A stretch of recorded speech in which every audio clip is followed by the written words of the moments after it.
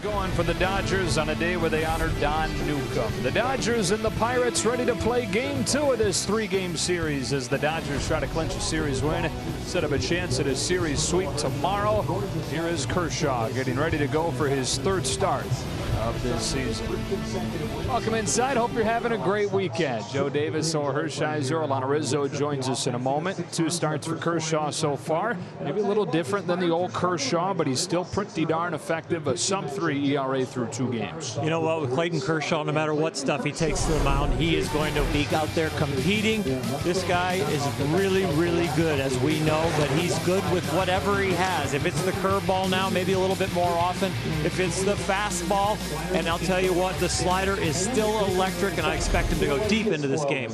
Another day last night, another Cody Bellinger home run. This guy every single day is doing something that makes you say, wow. Yeah, MVP for sure right now. Start the voting, but Cody Bellinger is not going to stop. Whether it's with his legs, his glove, whether it's a bat, whatever he has done on a baseball field right now, he has much watched TV.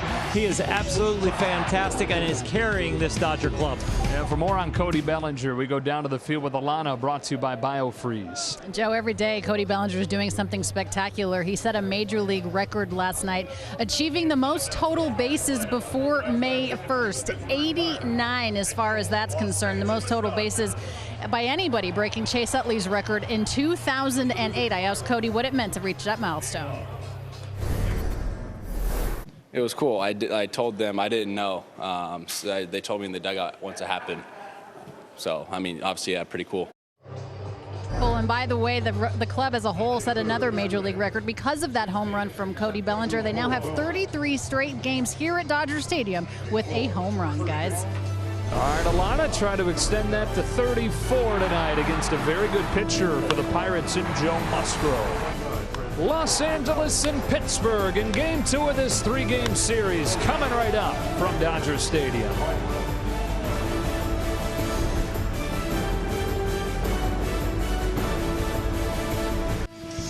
Clayton Kershaw and the Dodgers ready to go on a pretty Saturday night in Los Angeles. Game 2 against the Pittsburgh Pirates as the Dodgers try to make it 3 consecutive wins and 10 out of their last 13. Coming at this one from much different ends of the spectrum. You've got the Dodgers red hot. You've got the Pirates having lost 6 in a row after they started the season 12-6. They've come back down to earth and entered this game right at 500. Here's our lineup for game 2 with Adam Frazier set to lead it off for the 2nd night in a row. Melky Cabrera's in right, hitting second. Jung Ho Gung slides up into the 3 spot with Gregory Polanco getting the night off with a tough left-handed Clayton Kershaw out there. Josh Bell hits cleanup. Francisco Cervelli, his best game in a while in the opener last night with a rookie Brian Reynolds in center. Pablo Reyes in left and another rookie, the shortstop Cole Tucker. So for Kershaw, it's his 3rd start and a .277 earned run average after his first 2. The only way he's given up runs is with home runs, just those 4 runs with 2 homers. So Pittsburgh doesn't hit a whole lot of home runs, so this could be a really good equation for Clayton. And they're pretty good at hitting off-speed stuff, but Clayton has done a nice job mixing his fastball in so far this year and kind of setting up the slider and the curveball. Unpredictability. One of the new hallmarks of Clayton Kershaw. Adam Frazier climbs in. Kershaw through his wind, and off we go with a fastball downstairs. It's 1-0. Dodgers winning last night 6-2.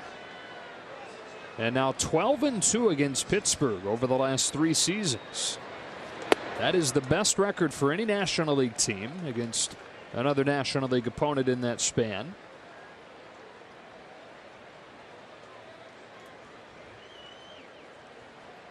Here on a 2-0 pitch, Kershaw finds strike 1. Well, Clayton being careful here early in the count. That's something that he knows statistically. The opposing team really attacks him on the first pitch. Frazier in the air to center field, where Alex Verdugo is making his 2nd start this season for the 1st out of the night. And the rest of the Dodger defense brought to you by Keck Medicine of USC. Verdugo flanked by Peterson in left and Bellinger in right. Turner and Seager, normal left side of the infield. Chris Taylor making his 4th start at second. Muncy at first and Austin Barnes catching Kershaw. With 1 out in the 1st inning, here's Melky Cabrera. We've seen a bunch of Kershaw over the course of his major league career. A lot of strikeouts, but he's also hit a home run against Clayton.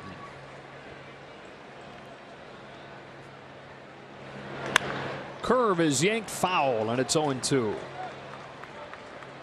This could really be a transition year for Clayton Kershaw, dominating in a new style. We're seeing him mix his pitches a little bit differently. He hasn't really gone fastball in to right-handers as much. He's using the outer part of the plate. Really is an evolution. And not only is he making adjustments, but the league might be slow in catching up to him because the hitters are so used to him pounding the ball inside and really showing that he can just get you out in there even though you know what's coming.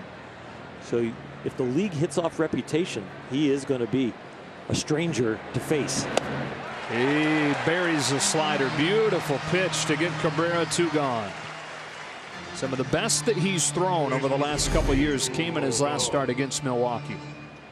Well, when he takes a little speed off the slider, it gets the hitter a little farther out in front, and I think the break is a little sharper, a little bigger. And so if he's going to use it as a chase, those slower ones are pretty good. 2 up and 2 down, and here's Jung Ho Kang.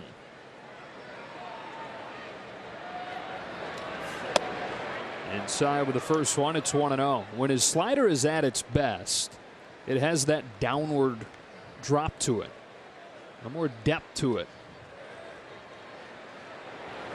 Last year it was so firm that it didn't really have that most of the time. Yeah, that was the firmer one right there at 87, but that thing will range anywhere from 88, 87 down to 83. 1 ball, 2 strikes. I don't care what stuff he takes out there or what velocity he's throwing. He's such a gamer. You know, he just competes every single pitch.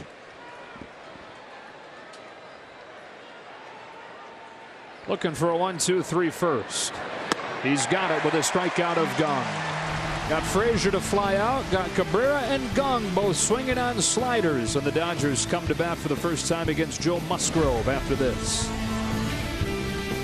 1-2-3 top of the first for Clayton Kershaw. The Dodgers ready to go on the bottom of the first with Jock Peterson to lead it off against a guy that he has owned. 3 for 4 against Joe Musgrove with 3 home runs, including a pair in the World Series in 2017. Got him once in Houston, got him once back at Dodger Stadium, and then you flip the calendar to last year, first season after the trade and the Garrett Cole deal from Musgrove to Pittsburgh. He got him again at PNC. Different pitches too, a high fastball and a away fastball and something off speed. So Jock is seeing him really well. It's been a different guy this year though in Joe Musgrove with an ERA that's 3rd best in the National League thus far at 1.59 with a 26-year-old out of El Cajon down near San Diego.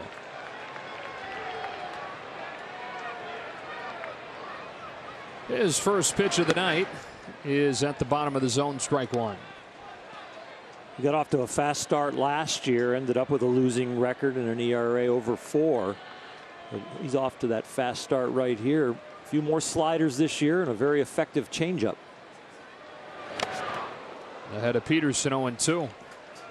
Really, when you're looking pitch by pitch at his repertoire, everything is working for him. Fastball, sinker, cutter combination. Normally that's where you have the most damage against the fastballs. Not the case with him. Opponent's hitting well below 200 against his fastballs.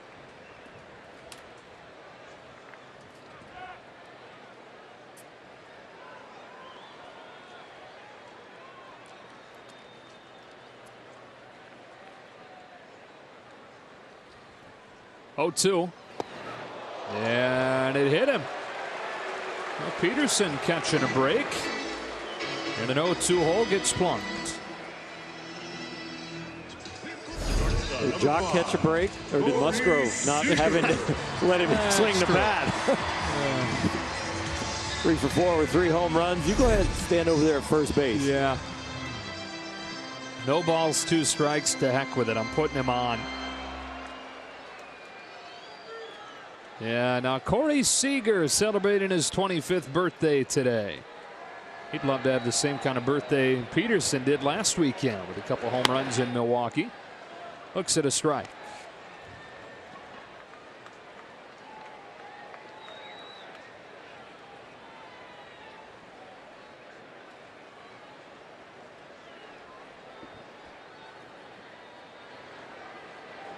Subliminal messaging there.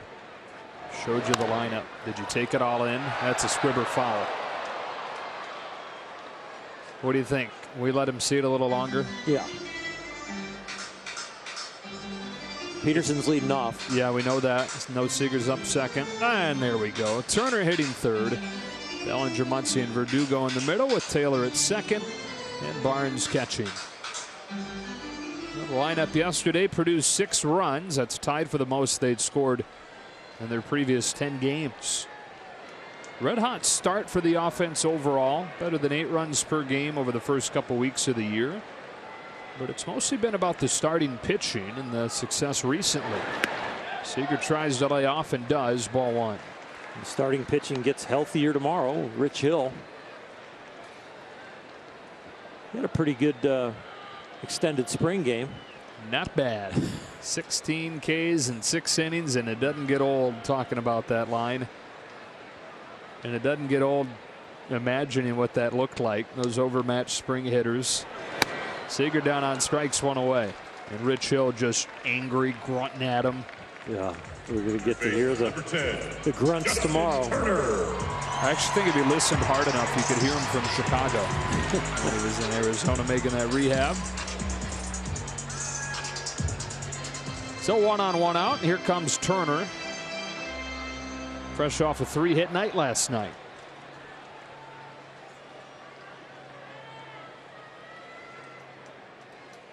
The impressive thing about last night with Justin Turner is he's using the right side of the diamond. No pressing to get the extra base hit and get the first home run.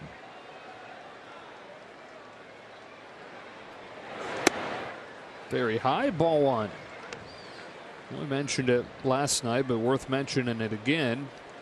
No home runs yet, but he's only hit 2 of his 91 career home runs before May 1st.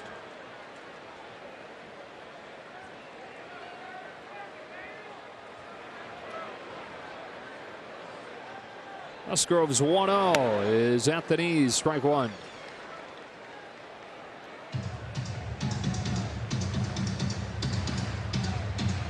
Just an absolutely gorgeous night.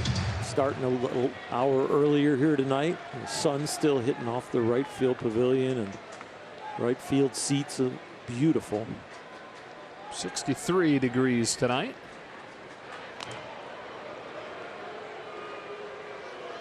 A little cooler this week. Yeah.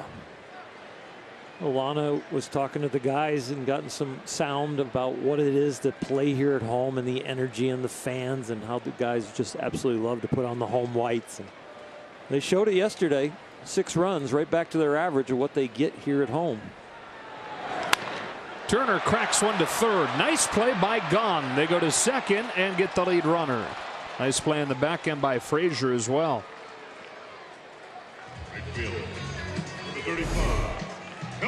Gung knew exactly where he was going to go with this ball. Once he got it, there was no hesitation. He was going to second. Boy, did he release it quickly, and he got saved. The ball is not rattling around in Frazier's glove, so recorded the out. Bellinger to the plate. Time for our Land Rover Performance Spotlight. Historical context for how hot this start has been. The Major League record for most total bases before May 1st. Already with the Dodger record for home runs, and he's 1 short of Furcall's total prior to May 1st in 2008 for total hits. A check swing foul. Furcal in that 2008 season only played a few more games. Dealt with a back injury much of the year. Came back for the postseason, but it was a very short-lived hot stretch for Rafael. For Bellinger, it has been remarkable watching what he's done on an everyday basis. There has been no lapse.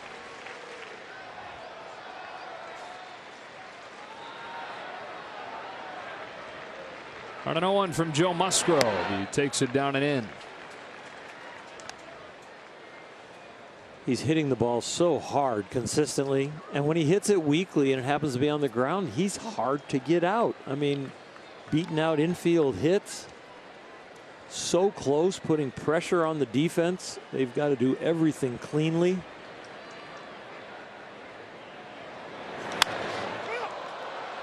Gets under this one. It will get to the seats. 1-2. Leading the majors in pick a category. Average, RBIs, runs scored, slugging percentage. He was tied for the major league lead in home runs coming into the night, but Christian Yelich has already homered for the Brewers, his 14th. Yelich is swinging a magic wand also.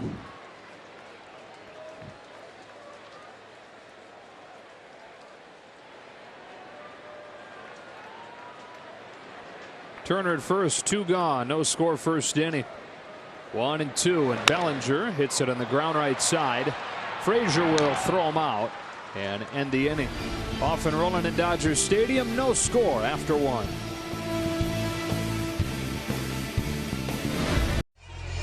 What a great night to be at the ball game. Be out in the pavilion with the Dodgers and Pirates. Scoreless on to the second. Clayton Kershaw off a 1-2-3 first inning will face Bell, Cervelli, and Reynolds here in the second.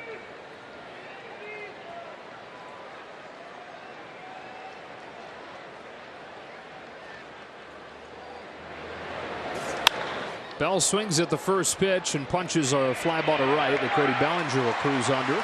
1 pitch, 1 out for Kershaw in the second.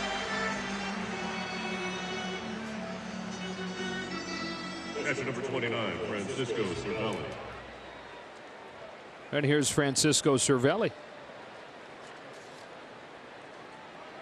He had some nice at bats last night for a guy who's in a prolonged slump. Went to the opposite field. Also got a 3-0 green light from his manager and got a hit.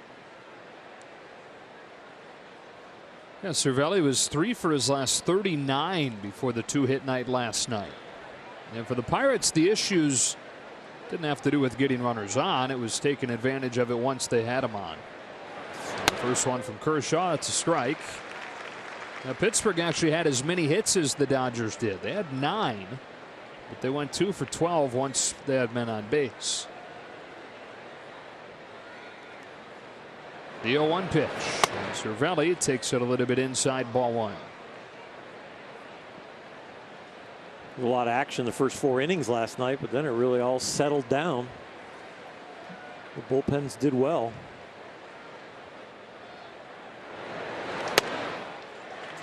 One and 2. We didn't see a whole lot of that in recent years. Backdooring the cutter.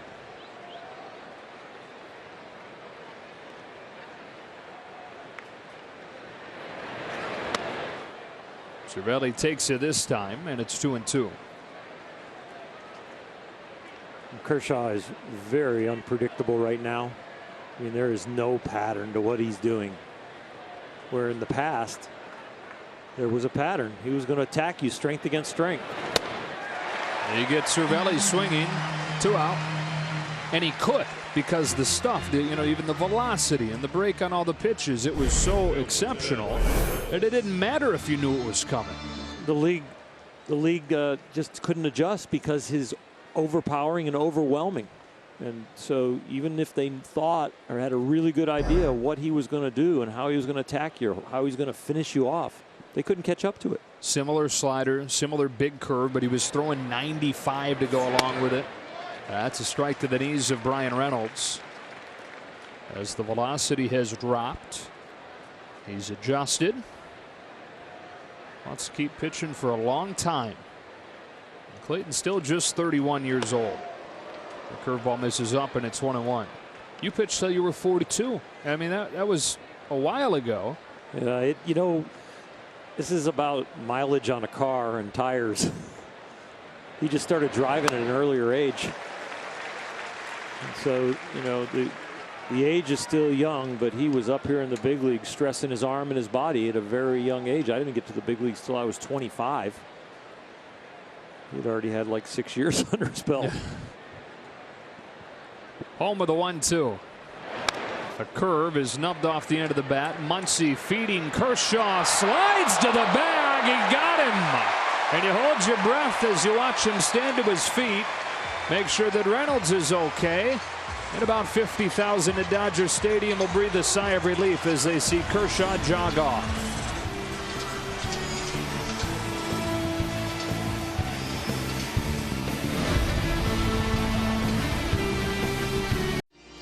Well, that's not your favorite thing to watch. Your ace sprinting over to first and a foot first slide to get a runner off of the feed from your first baseman.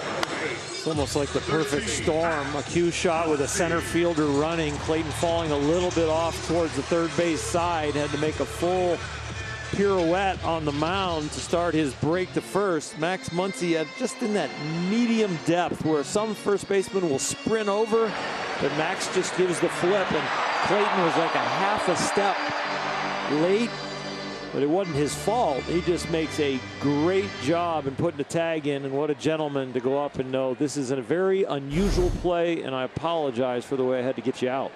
And Brian Reynolds, who's been in the major leagues for 6 days, said, "You're okay, Mr. Kershaw."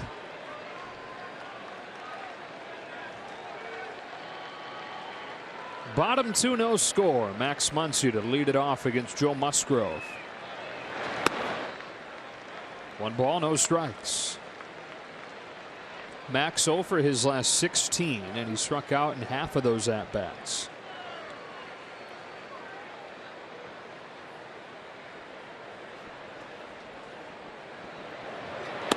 When Muncy struggles, rarely does it ever have to do with him chasing too many pitches. When Muncy struggles, it has to do with what he's doing when he gets strikes. And lately, he's not been doing damage on pitches in the zone like he normally does. Takes that one, and he's ahead 2-1. On balls that the location is where he can barrel it up on the plate, he's only hitting 220. So he needs to do more damage, but he doesn't chase. Put some good swings on strikes. On the 2-1, he watches ball 3.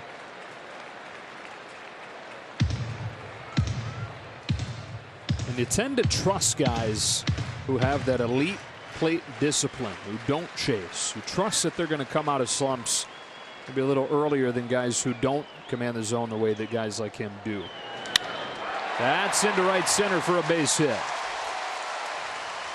First hit of the day for the Dodgers is a single from Max Muncy to snap his 0 for 16 slide. I think this changeup up is a strike. Yeah, it's a strike, and he hits it above a 220 clip. There's 1,000 on that one, and that's a nice line drive, elevating that over the infield. So the leadoff man on, and here's Alex Verdugo making the start in center field today, continuing to get more and more opportunities, and why not when you look at what he's doing. The young man continues to hit for power, hit off the bench, hit when he starts, show off his arm in the outfield with assists. He's doing it all. If Cody Bellinger wasn't having the start that he was having, a lot of people would be talking about Alex Verdugo. Lifts the first pitch that he sees behind third. Gunn has room and has it for out number 1. Let's look at the Pirates defense, brought to you by Keck Medicine of USC. Reyes, Reynolds, and Cabrera across the outfield with Gunn and Tucker on the left side. Frazier at second, Bell at first, and Cervelli doing the catching. Similar problem for Chris Taylor that Max Muncy's going through. It's just with Taylor, this is something that's been a problem before. Missing pitches in the zone.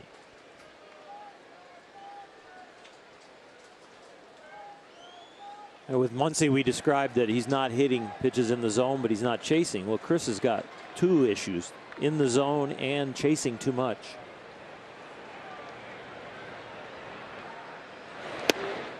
Takes ball 1.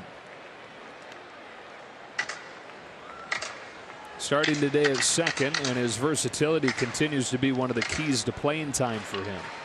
So it's his 4th start at second. He started 4 games at short. He started 8 in left, and he started 2 in center.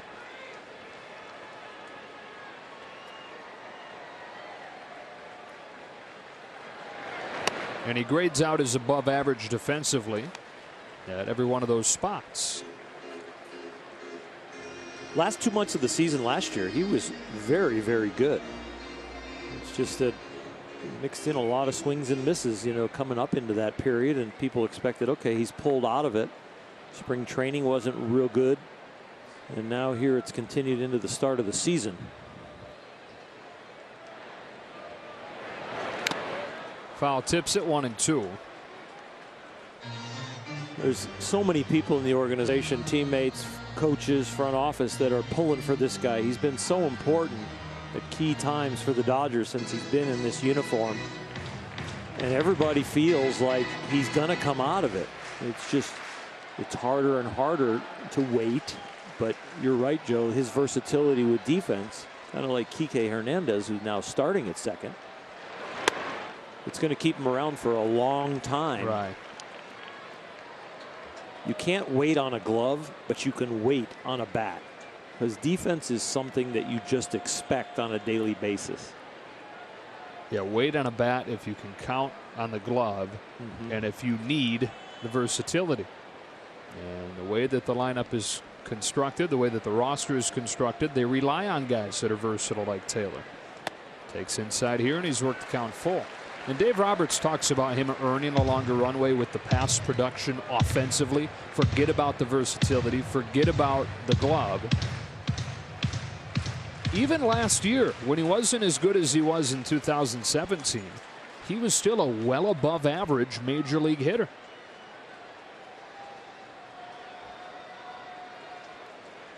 Here comes a 3-2, and Taylor watches ball 4. Ball out of hand, and an easy take for Chris, putting him at first and second.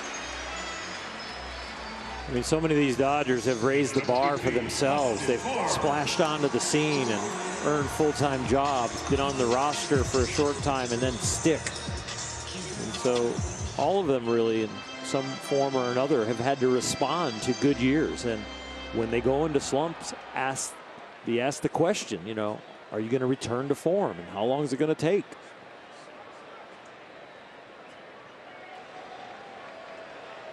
First and second for Barnes, who takes a strike at the bottom of the zone. It was good to see Austin get it going last night.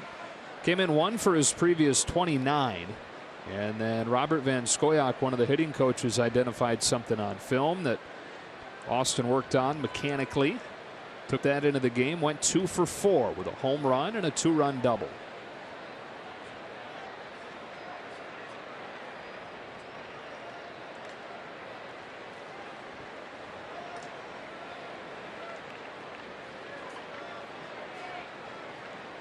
On an 0-1 from Musgrove. Barnes flips it foul. I don't think Robert Van Scoyoc sleeps. I don't think he sleeps. I mean, they're at the ballpark at noon, they're studying, they're in the cage working with the guys. Then he goes home at night and he's watching video until his eyes close, trying to find something for somebody. And everybody's not hot all at once. So he's like a doctor. There's always somebody coming in with a runny nose.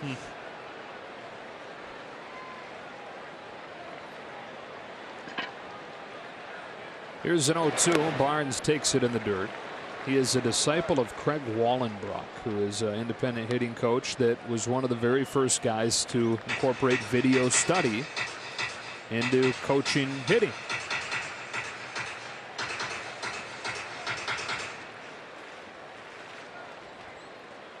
He doesn't say a lot, but when he talks, people listen. And he doesn't give out a lot of information, even from one hitter to the next, because it's very personal. And he doesn't want to tarnish a guy's thoughts or patterns by listening to somebody else's advice. Just misses. Barnes lives to see another 2-2. Robert talks about how every hitter and every swing is unique. But there's a similar goal for every hitter, no matter what your swing is, what your stance is, and that is to keep the bat in the zone for as long as possible. Have the angle of the swing match the angle of the pitch.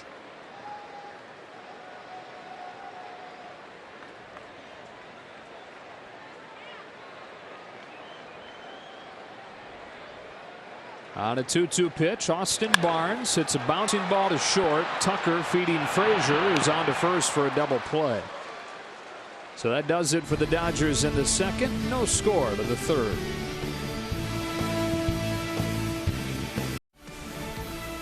Dodgers baseball on Sportsnet LA is brought to you by BMW, the ultimate driving machine. Hurry into a Southern California BMW center today for exceptional offers, or visit SoCalBMW.com for more details. A couple of Hall of Famers on the ends there. Roy Campanella on the left, Jackie Robinson obviously on the right. That's Dan Bankhead next to Jackie, and it's Don Newcomb second from the left. Honored pregame tonight. Turned into the legends of Dodger baseball. Guy that made his major league debut when he was 22 years old. May 20th, 1949. Grew up in New Jersey and was a talented athlete, was a good player. But Don dropped out of high school and was considering getting a job as a truck driver. Didn't necessarily look at a future as a major league baseball player at that point. Again, he was really good, but it's not like he's somebody that scouts were all over trying to get to join the Negro Leagues at that point. There's Pablo Reyes swinging to the first Kershaw pitch and dropping a base hit into left center. First base runner of the game for Pittsburgh. So Nuke was at the barber shop playing checkers with a stranger, and it turns out that this stranger knew the owner of the local Negro League team. He was impressed just by Don's size. He was 15, 16 years old at this point. And the Negro Leagues at that point, a lot like the major leagues, were in desperate need of players because it was right in the middle of World War II and all the players were serving. And so he said to him, "Son, how would you like to try out to be a pro baseball player?" Well, Tucker slashes this one foul. And Don said, "Well, that sounds great." So he went to a tryout. They liked what they saw, simply just like the eye test. You know, you hear the get off the bus test. Well, Don's going to win that one every time with his size, 6'4" already. And so they signed him to a contract. And less than 2 years later, Branch Rickey signed him. That's high on Tucker, and it's 1-1. Signed him alongside Roy Campanella, the second wave of black players to break in after Jackie Robinson. Nuke spent 3 years in the minors before making that debut, May 20th, 1949.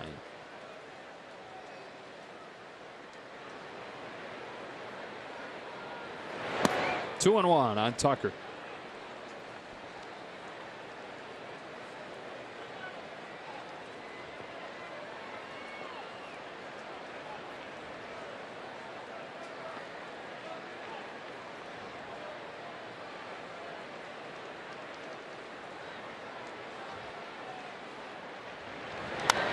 That's fouled, and it's 2-2. The 22-year-old rookie out of Arizona, whose father played pro baseball in the minors. His name, Jackie Tucker, named after Jackie Robinson.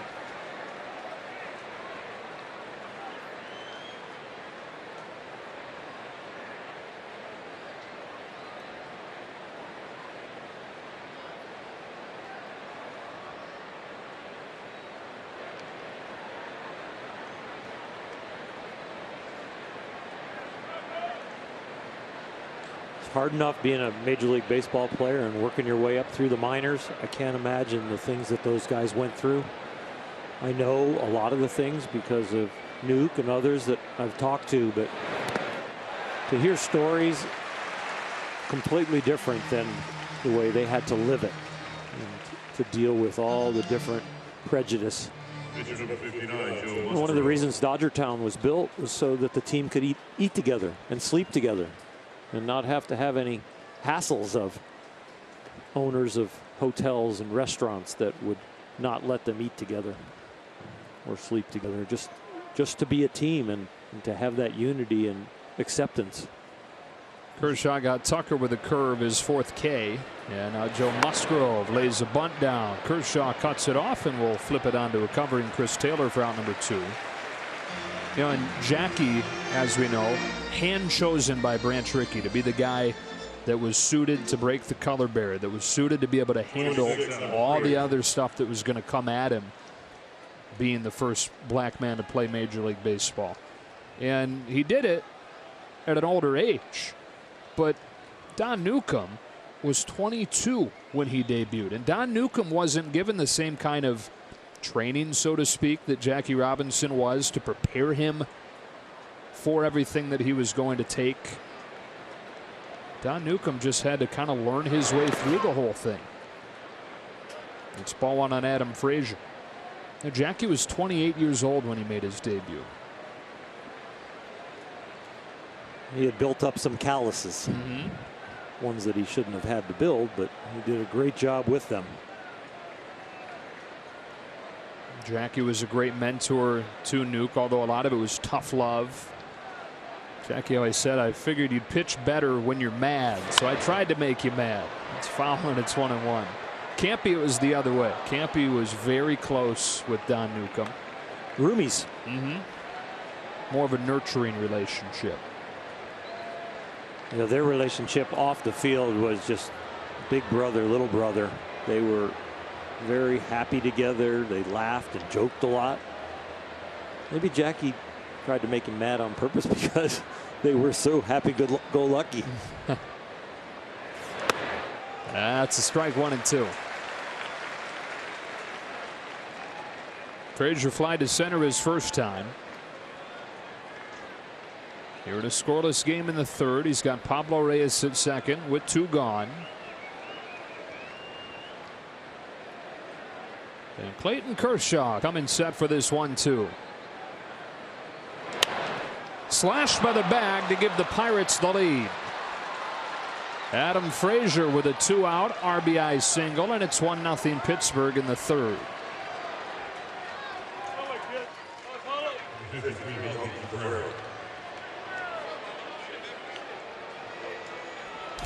Frazier just kind of chops at this. He's a high cutter, high slider. There's no chance for Justin Turner. That ball is by him.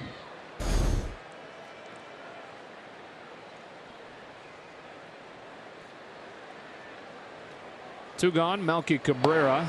That's ball one. Kershaw allowing his first run this year that's not off a home run.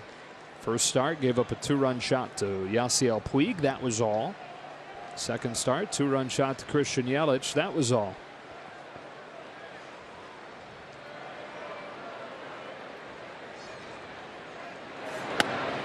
Perfectly done. 1-1.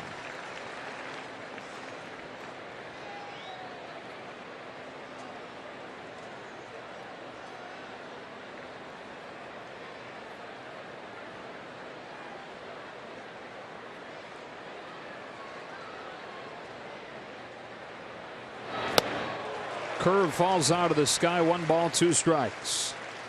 He is filling the strike zone, and it doesn't matter what pitch.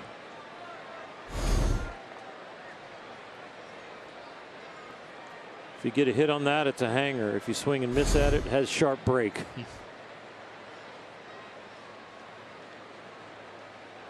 Got him with a slider the first time here on 1-2. That's what he goes to, but it's in the dirt, and the count evens up.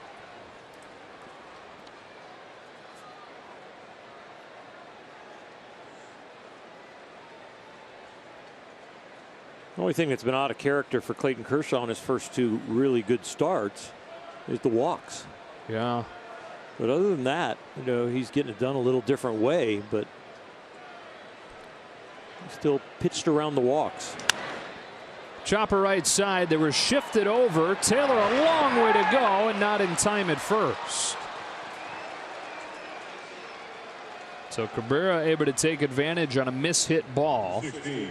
The shift playing him to pull, and the inning kept alive for Jung Ho Kang.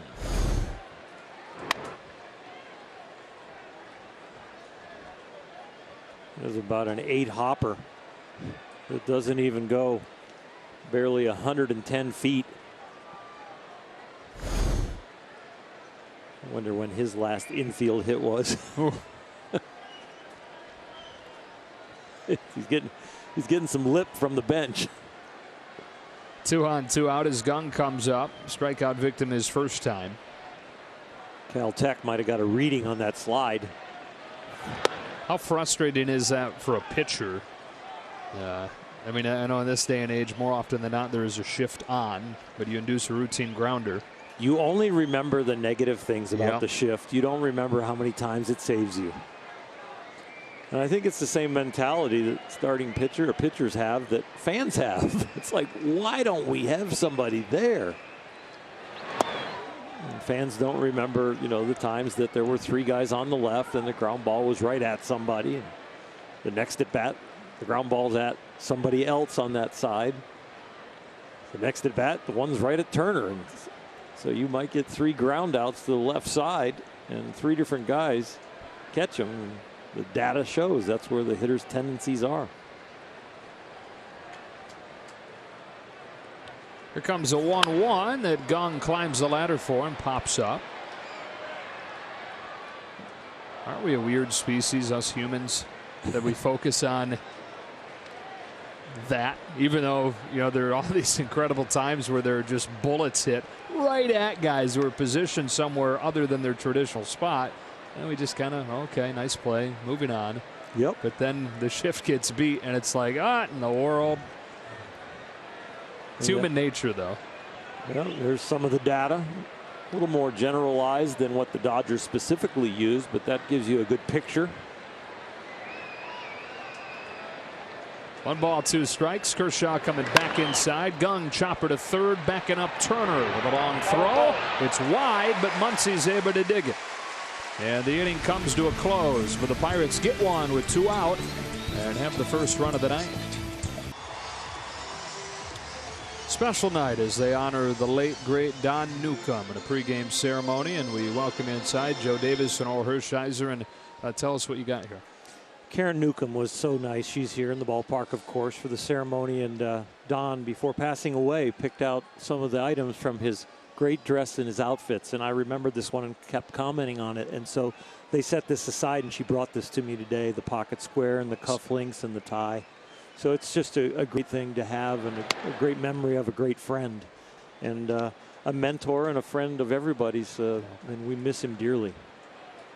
It's fantastic. Karen and Don, of course, thinking of this, and I know some other people in the Dodger organization got some very special ties and pocket squares and cufflinks from the family, and it's much appreciated to remember him on a daily basis. And this is definitely going to be in my office in a beautiful shadow box to remember the great man. Kershaw starting this third, and he bounces it back to Musgrove for out number 1. In Don Newcomb's major league debut, it came against the St. Louis Cardinals in St. Louis. And again, keep in mind he's 22 years old at this point, not just one of the first black men to play in the majors, but just a 22-year-old kid. Strikes out the first batter that he faces. All right, maybe I belong here. Gives up a single to a Hall of Famer, Red Schoendienst. Gives up a single to a guy named Stan Musial, another Hall of Famer. 1 more single to load the bases. And then a bases clearing double from yet another Hall of Famer, Nino Slaughter. So then Bert Schott, and the manager, comes walking out and pulls him in his 81 ERA. Jock Peterson with a fly ball into short center field that Cole Tucker moves back on, 2 up and 2 down. And Don, you can imagine how bummed he is. He's finally made it to the majors. Gives up 3 runs, got an ERA of 81, certain that he's going to get sent back to Montreal. So he's going, sitting into the corner of the dugout. Here comes Bert shooting over to, he thinks, say, okay, pack your bags, you're headed back. Oh, the manager says to him, hey, you're starting for us in Cincinnati in 48 hours. What's Nuke do? How about a complete game shutout? Ball 1 on Corey Seager. It's pretty special. First of 5 complete game shutouts that year. First of 19 complete games. Went on to be an all-star, rookie of the year. Seager slashes one back to the box. Tucker position well, throws him out. And a 1-2-3 third on just 6 pitches.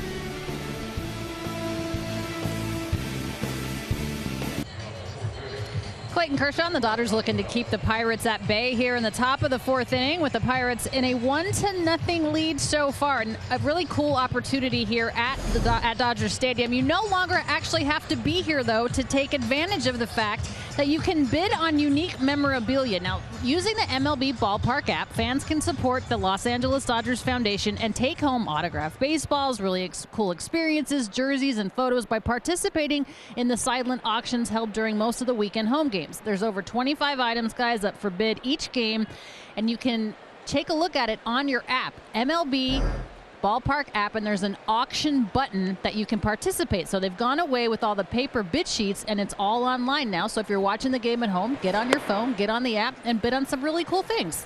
All right. Love technology. Strike one on Josh Bell. Clayton Kershaw out there for the fourth inning. This is up, and it's 1-1, and the first angry growl from Kershaw tonight. Very few opportunities to growl because he's been in the strike zone so much. Taking a lot of good pitches. Lands that curve, 1-2. I love that, to come right back with the pitch that you were just angry about. Find the range with it. Hitter doesn't expect you to be able to throw it for a strike.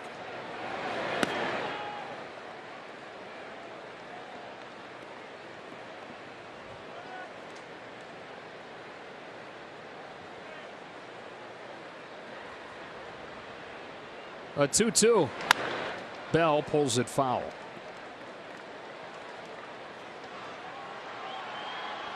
Bell homered in last night's game. That's his third in his last 6. 26 years old, third full major league season. Hit 26 home runs in 2017. And then a disappointing year in the power column last year, just 12. Another curve, caught it short by a leaping Seager. And back to that conversation about defensive positioning. Kershaw may have allowed a hit because the shift was on last inning, but he definitely took one away thanks to it here. He's right there in the 6 hole. He's not playing typical shortstop position. Yeah, he's in the area code of a shortstop, but really over there deep in the hole.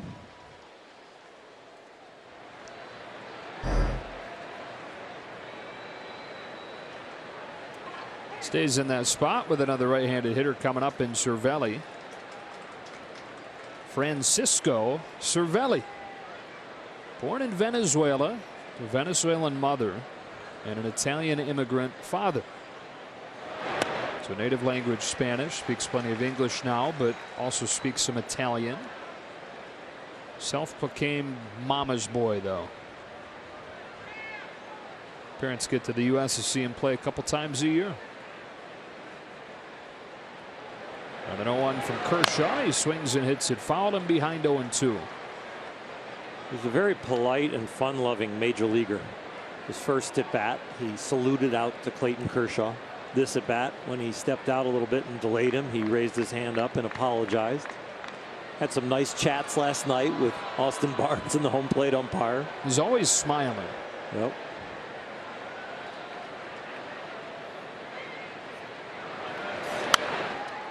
I'm sure he's a great guy in the clubhouse. Great leader. Great leader of the staff. I just love personality behind the plate. Just the pitching staff, and when he can engage his emotions and match yours or go opposite of yours if you need a little of that, it's just so important to have that kind of conviction and confidence on the mound and what your catcher is doing and that he's really with you emotionally.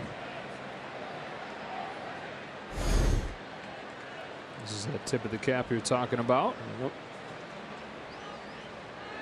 For his first duel with Kershaw tonight. Which ended in a strikeout. Behind 0-2 here. He's fouled a couple off and waits on another. It's high. It is kind of an accident that Francisco Cervelli is even playing pro baseball in the first place. Went to a tryout, but it was actually his buddy's tryout. And his buddy was a middle infielder. That's tapped foul, still 1-2. The scout wanted to see the middle infielder catch some throws down from catcher, see how he applied tags. And they said, hey kid, sitting back there in the stands watching your buddy, come out here, squat down behind home and pretend you're the catcher. Let's see how this guy works throws and puts tags down. And they said, oh my goodness. He's down on strikes, 2 away. Soon after, the Yankees signed him. He didn't go to that tryout with any intent of becoming a pro baseball player, let alone a 12-year major league veteran.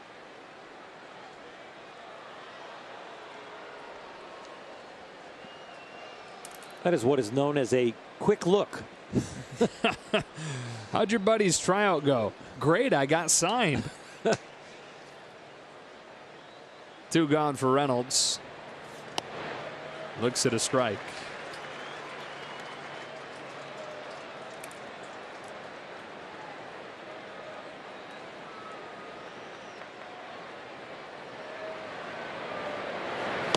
Now they're in 2.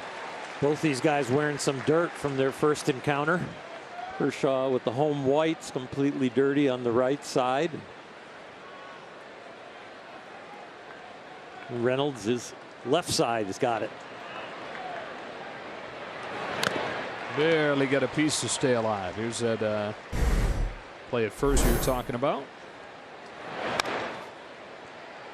When you come to the ballpark, you might see something you've never seen before.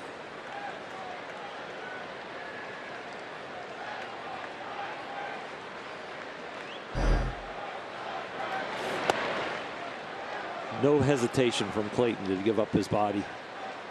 Not even a thought. How do I get the glove on the runner?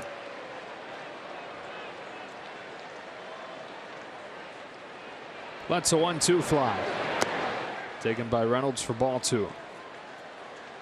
It's almost a trance that he gets in, you know, for his game face.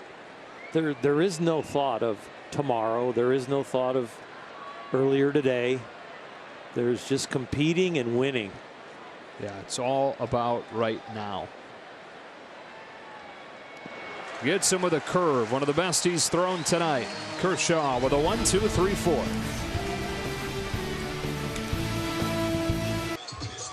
Dodger fans, do you know a standout high school senior athlete? Then nominate them for a chance to be named a Spectrum Sports Championship Drive Scholar Athlete presented by Shakey's Pizza. Nominees are eligible to win a $2,500 college scholarship. Go to SpectrumChamp.com now for more information.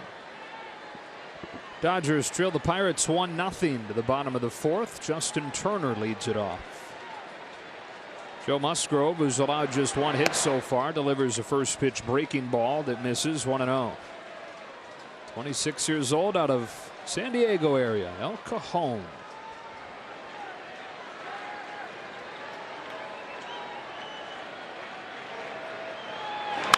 Turner hits it hard past a diving Tucker for a leadoff single. Turner saying it's about time I hit it hard and have it pay off.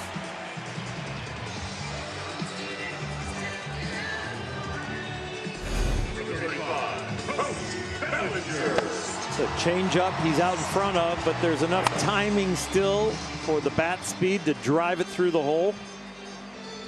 The holes are smaller and smaller every day in the big leagues. That one made it through. So the league average on hard hit balls is over 500. On Turner's hard hit balls so far this year, he's hitting 290. Some bad luck. It's been working against him over this first month. Here's Bellinger showing bunt, and it's foul.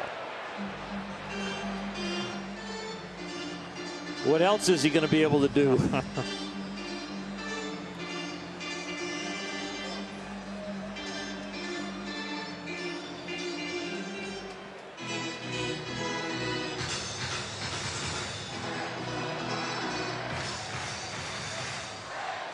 StatCast AI powered by AWS. The breakdown of the last 100 balls in play.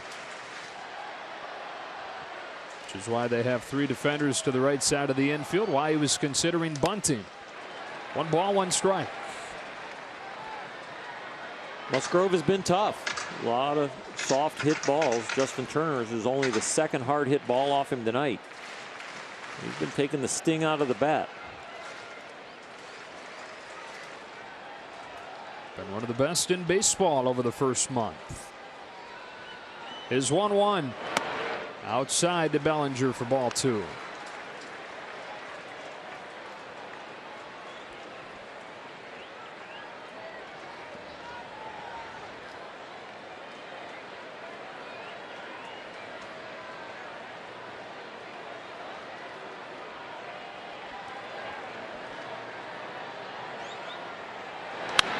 Bellinger in the air to deep center field. Back towards the wall. Reynolds has enough room. Turner tagging. He'll advance to second. Great hustle play by Justin Turner. Tying run in scoring position thanks to that.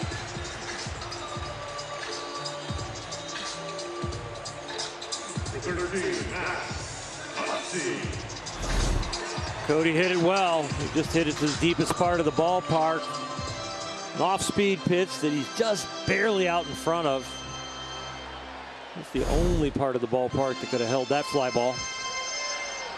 Boy, his home run last night was a low liner. That was the opposite. That thing was way up there. Cody's 0 for 2. And with Turner at second, Muncy comes up.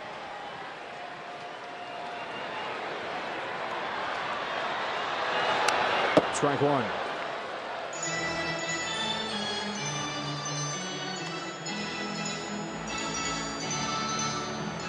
Max hit a high changeup in his first at bat. The line drive to right. He just missed a fastball right there.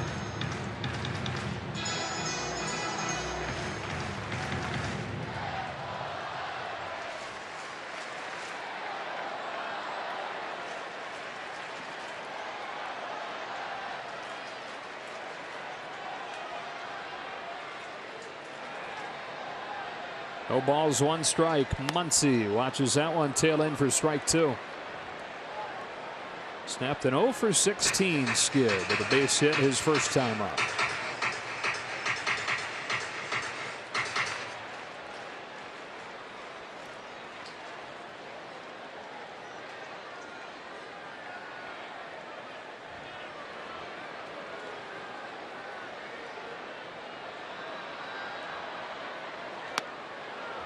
And again, back to that conversation earlier, the outs that he's making have not been a result of him chasing pitches like that.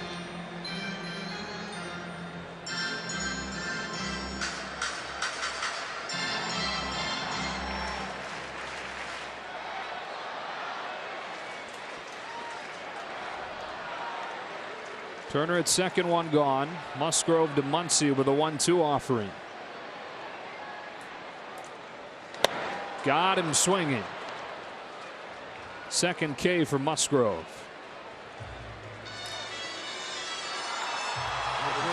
The MLB Ballpark app will complete your next visit to Dodger Stadium. Buy and manage game tickets, redeem special check-in offers, access exclusive content, and much more. Download MLB Ballpark app today. Up to Alex Verdugo with 2 gone here in the 4th inning. Pirates in front 1-0 and a 2-out hit from Adam Frazier back in the 3rd. Alex's first time up tonight, popped up on the first pitch that he saw from Musgrove.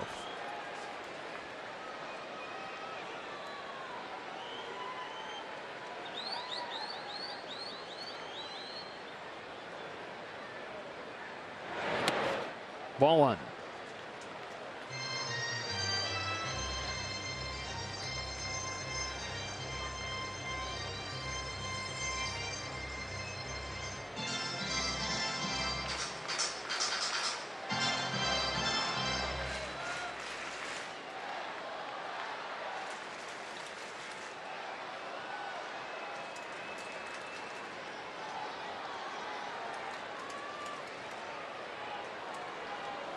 Justin Turner been out there at second base a while.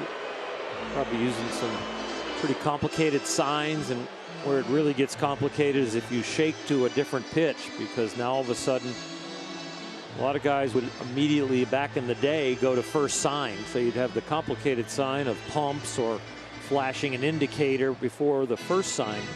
But then if you shook that pitch off, a lot of guys would just default to first sign. And so you really do give away what the pitch is if that's as simple as you're going to be after you shake one off. So they are trying to go with multiple signs and something complicated no matter how many times you have to shake to get to the pitch you want. Especially with a guy as discerning as Justin Turner out there. Tying run at second, 2-out 4th inning. Justin Turner at second, and a strike on Verdugo, 1-1.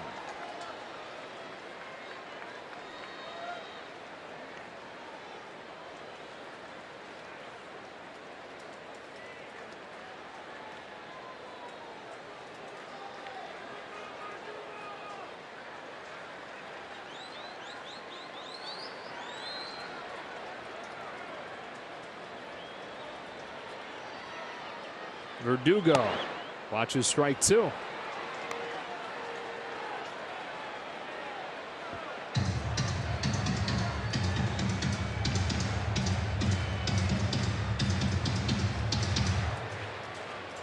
The Dodgers last night had 9 hits. 7 of them came with 2 strikes. One of the focuses for this year's group.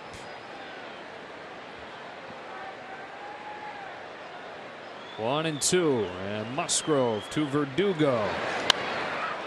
Do it again.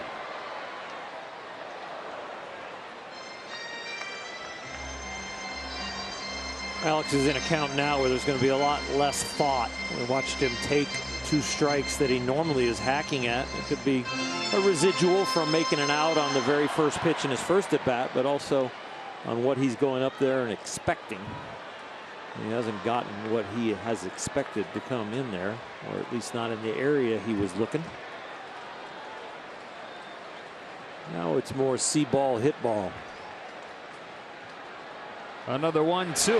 Verdugo reaches out and slaps a bouncing ball right side. Little bit of miscommunication. They call him out, but no question they'll be taking a peek at the replay. Well, not only the emotions of Alex Verdugo, and we've seen those an awful lot when he gets a double or a triple, but George Lombard down there at first also waved for a little bit of an inspection. And it looks like they got it right over there. The 2 umpires at first in Dodger uniforms got it right. Not even that close. Nope. This won't take long in New York. They already know the answer. He just showed it up on Dodger Vision. Paul Tucker, who's in his first week in the majors. Over there, almost cut it off from Frazier. Frazier got it cleanly, but had to maneuver around him to make the throw. And Verdugo's aboard. They're at the corners with 2 out.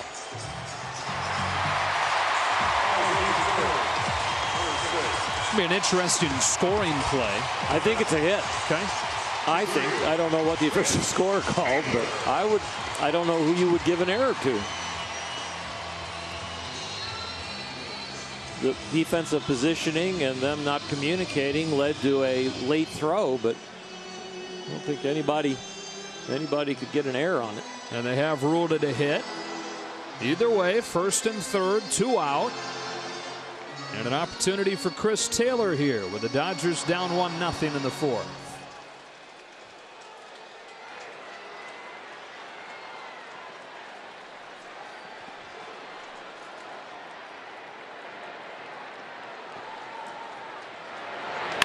Taylor swings away at the first pitch and a pop up to right. Melky Cabrera will put it away and the side is retired. They leave him at first and third. 1-0 to the 5th. Dodgers baseball on Sportsnet LA is brought to you by Jeep Grand Cherokee. Test drive one today during the Jeep Spring Sales event. Sandy and Nuke. A little bit of overlap on their careers. Beginning of Sandy's major league career was near the end of Don's time in a Dodger uniform. You know, looking through some of the individual accomplishments of Don Newcomb, one of the things that stands out is how much of a workhorse he was. I mean, we're talking the workhorse of all workhorses in his first few years in the majors. And then after missing a couple of years for military commitments, the same thing. One stretch late in his second major league season, Don Newcomb pitched 52 innings in 17 days. Pablo Reyes to open the 5th for the Pirates. He hacks the first one foul against Kershaw. He capped that stretch by starting both games of a doubleheader against Philly. And so over those 17 days, again 52 innings, a 0.69 ERA. That's in the dirt. 1 ball, 1 strike. 1951 unfairly gets remembered for Don as him getting removed in the shot heard around the world 9th inning before the famous home run to beat the Dodgers in the 3rd game of the tiebreaker against the Giants. What doesn't get talked about as much is that they wouldn't have been there without what Nuke did in the weeks leading up to that. because the Giants were unbeatable over the last month and a half of the season or so. Nuke, just to get him into that tiebreaker, 31 innings in 8 days. 31 innings in 8 days. And over the course of his major league career, 136 complete games. A full count on Reyes. Those are days we'll never see again. 4-man rotation. Sometimes if you had a short outing, or even if you had a long one, if it was an important game, you'd come back on 1-2 days rest. Got him looking.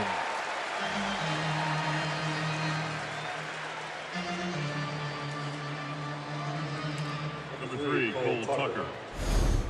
Kershaw has now struck out the last 3 hitters he's faced. He gave up the run. Since giving up the run, he's been locked in. 7 total tonight. You mentioned the walks were a blemish on the start in Milwaukee. All 4 of his walks this season came in that game. So he gets a strike on Tucker. None of them tonight.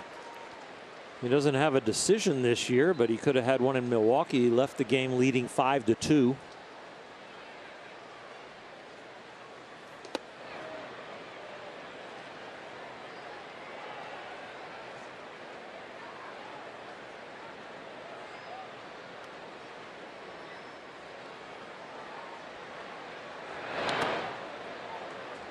Two and one on Tucker.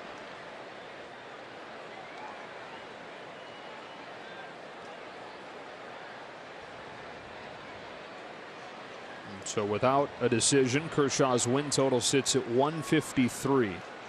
4th in Dodger history. Next on the list, Sandy Koufax, 156.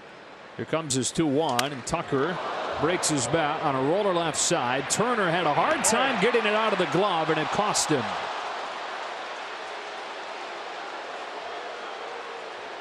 Well, the Dodgers will scoot to the phone and see if they like this call or not. Want it reviewed. Sean Barber's thinking, uh-oh, not again, not again. This is the part right there. The ball's rattling around the glove, and he couldn't get a great grip on it. He's out. He's out. Not Sean Barber's finest day. As the call on the field is under review. You ready for the roar? He showed it on Dodger Vision, and the fans see what you see at home. Wouldn't it be funny if Sean Barber just took the headset off and slammed it into the ground? And, you know, players are allowed to snap now and then when they have bad nights. See batting helmets get thrown. See bats snapped over knees. What if he just snapped the headset in half?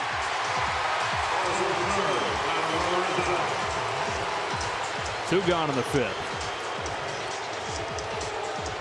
But you know, the great thing about umpires is they want it to be done right, and they like replay. They don't like having it hang on their head that they had a human error that cost somebody the game. Kershaw to Musgrove. He swings at the first pitch. Turner's waiting on it. Halfway home. 1-0 Pittsburgh.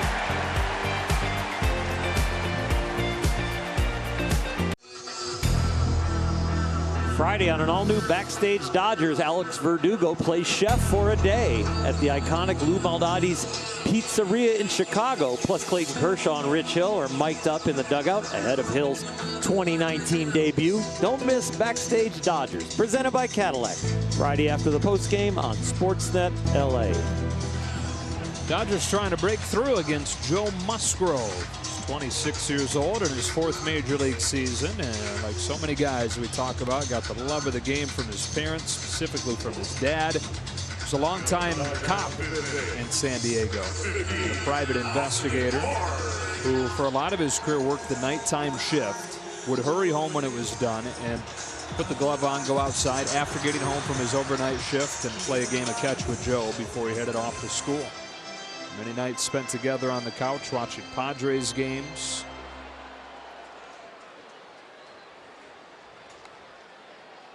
Dodgers tonight, 3 hits against him.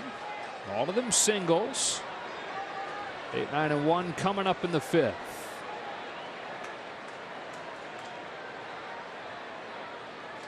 Musgrove to Austin Barnes. Off speed, strike 1. What have you thought of Musgrove so far tonight? Well, he's been very brave. He's thrown his fastball and his two-seamer, the four-seamer and the two-seamer, about 3/4 of the time. Breaking stuff, the off-speed stuff hasn't always been a strike, but he's mixed it in. The breaking ball to Barnes here back-to-back is changing the pattern a little bit. He's been throwing a lot more fastballs early in the count, and then a little later in the count, mixing in some of the off-speed stuff. He hasn't made many big mistakes.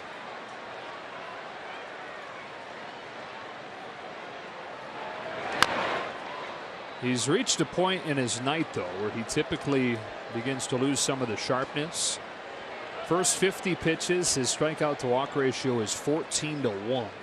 But when you get past that point, it's about 2.5-1. We've seen the way the Dodgers can make guys work when they lose sight of that strike zone. Barnes pulls it on the ground to third for Gunn. A low throw that Bell's able to dig out, one away.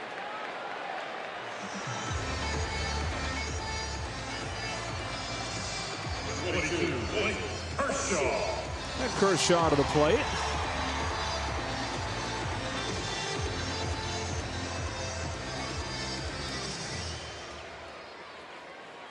Musgrove continues to mow them down. It's going to have to be a reversal of the way the Dodger offense functions, because they normally take it to the starters and then don't hit for a very high average against the pen.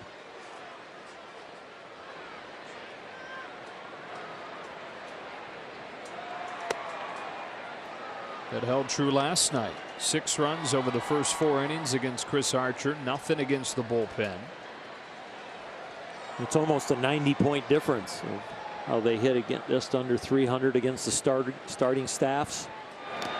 And then the bullpen in the low 200s. And even a wider difference when you're looking at damage done, when you're looking at slugging percentage.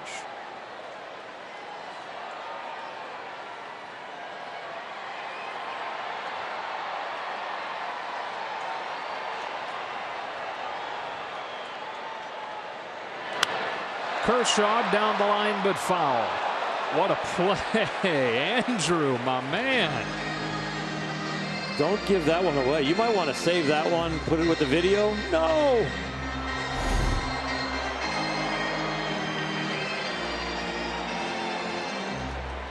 Nice play.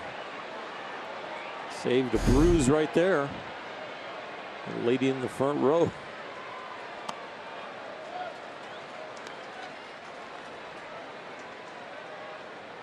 Those little kids right there he's protecting. We weren't going to let anything harm them.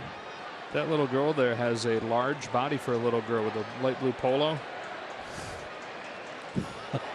I see what you're saying. That is off of Musgrove. Gunn scoops it up and throws Kershaw out. George Lombard, I don't know if he thinks he wasn't on the bag down there. Or he just doesn't trust Sean Barber anymore. He was pointing at the bag like his foot of Josh Bell, the first baseman, is not on the bag. He pulls off and pulls away. Does he come off the bag? Well, his heel is off. But is the toe off? I think the heel was on when he catches it. Ball and glove. Yeah, that's going to be, even if you could slide a piece of paper under there, I'm not sure you're going to be able to have enough evidence. They're going to challenge it, though. I know. Oh, Sean. Is he smiling? If there's a time when the umpire is rooting for a call not to be reversed, it is right here. Oh, my goodness. If the toe's not on, yeah. That other image shows that.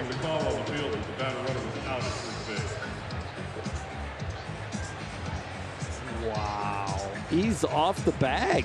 And this is one where, you know, the first 2 for Sean Barber, it was worth picking on him a little bit because they weren't that close. This one, You can't expect even the umpire on the greatest night of his life to get right every time. No.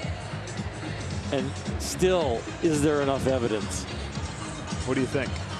Boy, you know, when it comes to these, I usually go with my eyes, and I end up being wrong because I don't balance it with, is there enough evidence?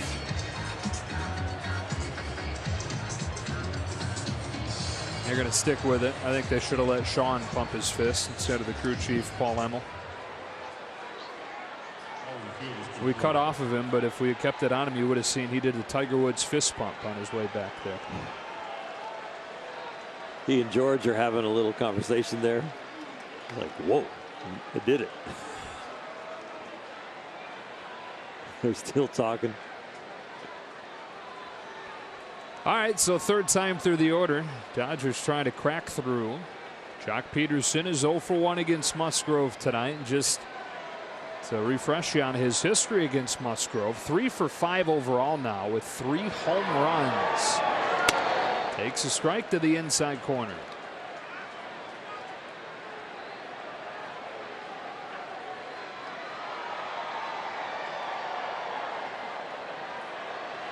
Among the major league leaders with those 10 home runs this year. Here in an 0-1, he watches strike 2. Boy, Musgrove is right on the corners right now, using both sides. He's throwing very few pitches in the heart of the plate.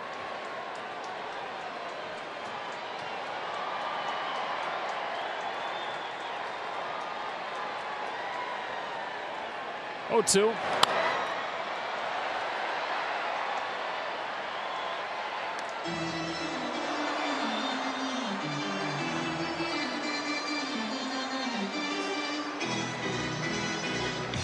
Three perfect pitches to Jock so far. We'll see if Jock gets a mistake. One in, one away, and one up. Got him swinging. We go to the 6th. The Dodgers still looking to crack through against Joe Musgrove.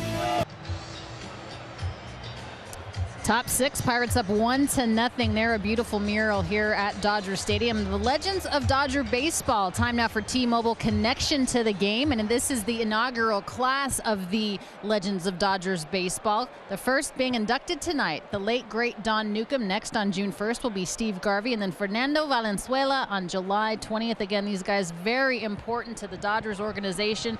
Not in the Hall of Fame, so the Dodgers don't retire those numbers with the exception of Jim Gilliam. But a great night tonight honoring Don Newcomb. Of course, the pregame ceremonies on his bobblehead night. His widow and 2 of his sons were here in attendance as well. Very beautiful plaque now at the top of the park. All right, Alana. That is a fly ball to center field that Verdugo had a hard time finding it first. He does and makes the catch. Frazier retired, and we're remiss if we didn't mention how great a job Alana did on the field pregame, emceeing the ceremonies tonight.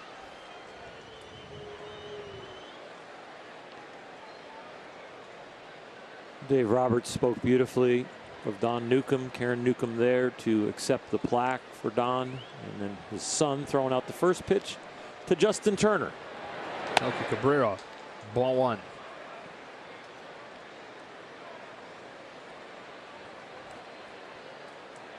Melky 1 for 2, an infield single.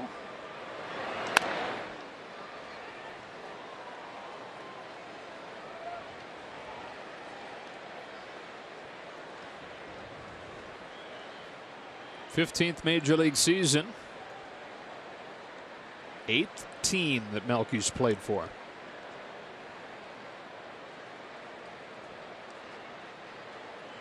Kershaw coming inside with a 1-1 and getting a foul ball for strike 2.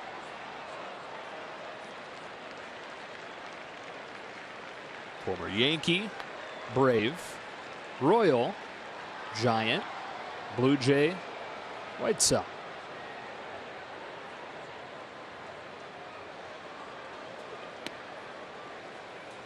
2-2 on Cabrera.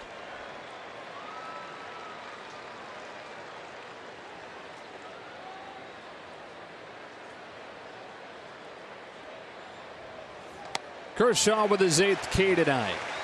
Straight fastball that time, arm side. He is doing a great job mixing his pitches. Arm side, inside, slider down, backdoor slider, slow curveball for a strike, slow curveball, bounce it.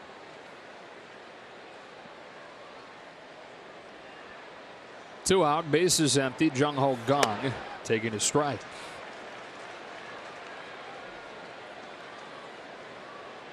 So Kershaw's hit the reset button on any of the adjustments the league had made against him in the recent years. 0-2.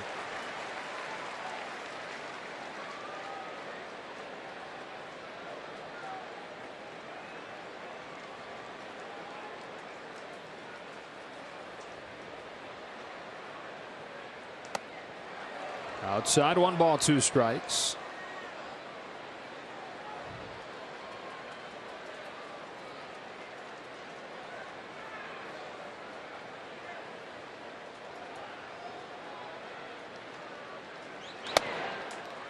Evens up.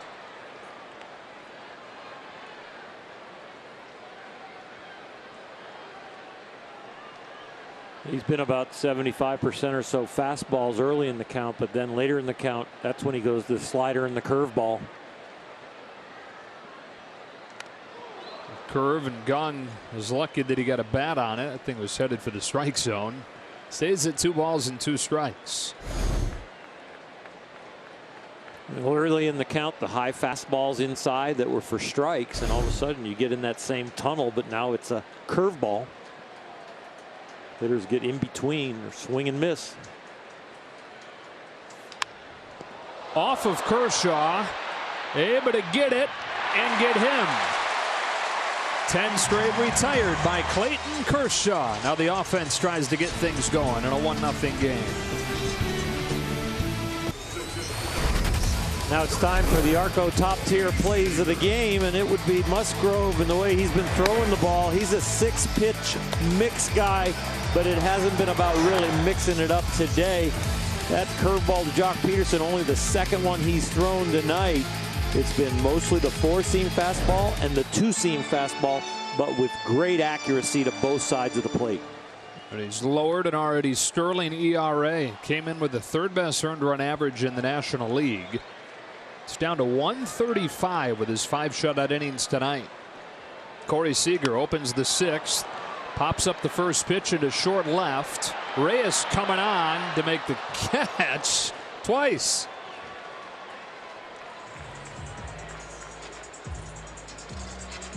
A little chilly for a snow cone, but maybe a little later when the summer comes around, you might like this catch, but this one used the whole glove. Yeah, at least it doesn't melt on a night like tonight. That's true. Take time on it. 1 pitch, 1 out here in the 6th. And Justin Turner stands in.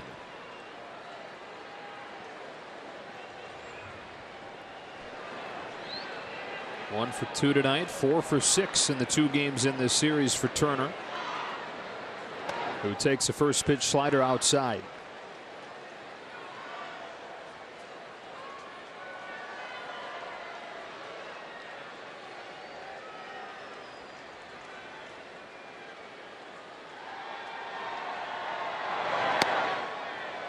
One on 1.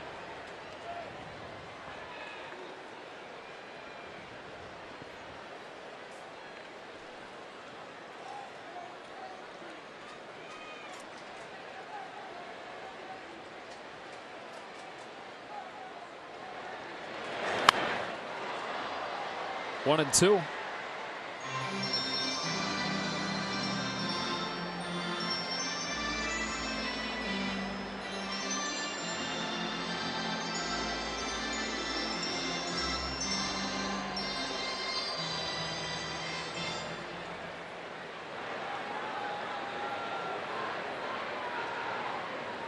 Musgrove back home with a 1-2, and Turner grounds it foul.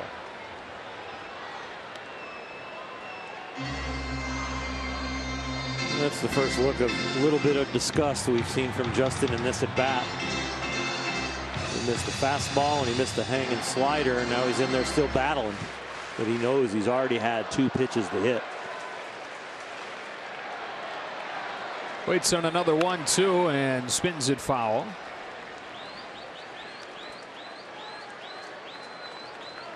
Facing a guy the Dodgers saw quite a bit in the World Series in 2017. Joe pitched in 4 games out of the bullpen for the Astros. And then went to the Pirates in the Garrett Cole trade prior to last year. Big fella having his best season yet, delivering a 1-2. Turner takes for strike 3. 2 gone in the 6th. Up comes Bellinger. We go down to Alana. Guys, last night's starter Hyunjin Ryu has only given up 2 walks in 27 1/3 innings this year. This is his response when asked if he would intentionally walk Bellinger if he had to face him. Right now, that seems like the smart idea, to pitch around him, maybe give him a walk, although that directly contradicts what I just said. And what he just said was that he'd rather give up a home run than a free pass. And of course, last year he walked just 15 guys in 82 1/3 innings of work. This season, his .7 walks per 9 innings pitched, the lowest rate in the National League. Of course, fewer than 1 walk per 9 innings, guys. Tremendous. All right, 1 ball, no strikes on Bellinger. Dodgers down by a run here in the 6th. Big rip and a miss, 1-1.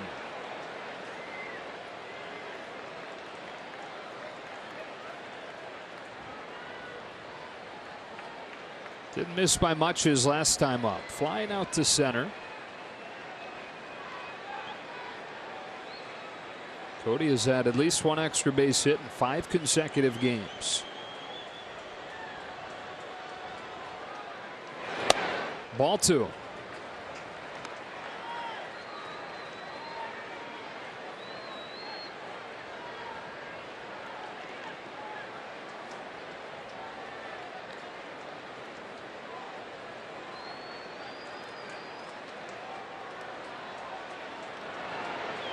On a 2-1, Musgrove deals and Bellinger takes a strike over the outside corner, 2-2.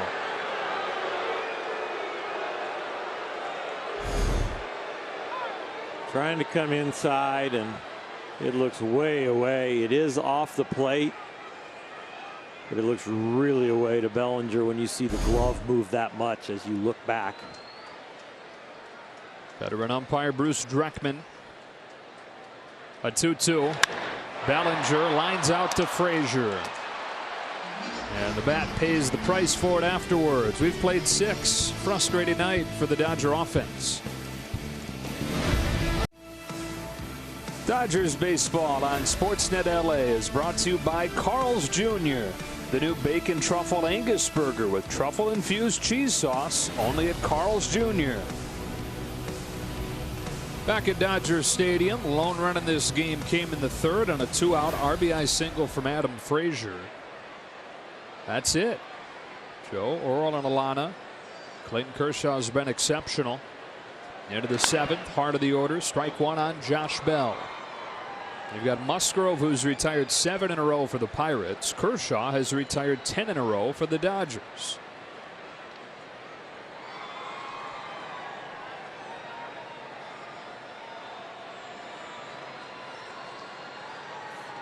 Ahead of Bell, 0-2.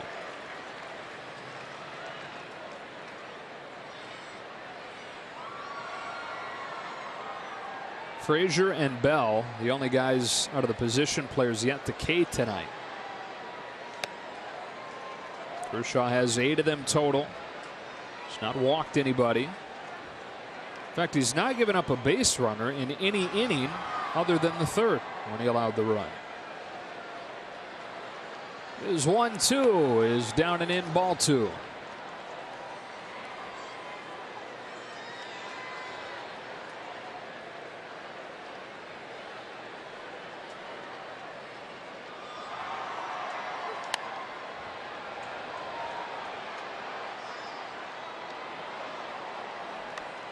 Good fastball in right there, and the fact that he swung at it now sets him up for a slider, a back foot slider down and in. Let's see what Clayton goes with.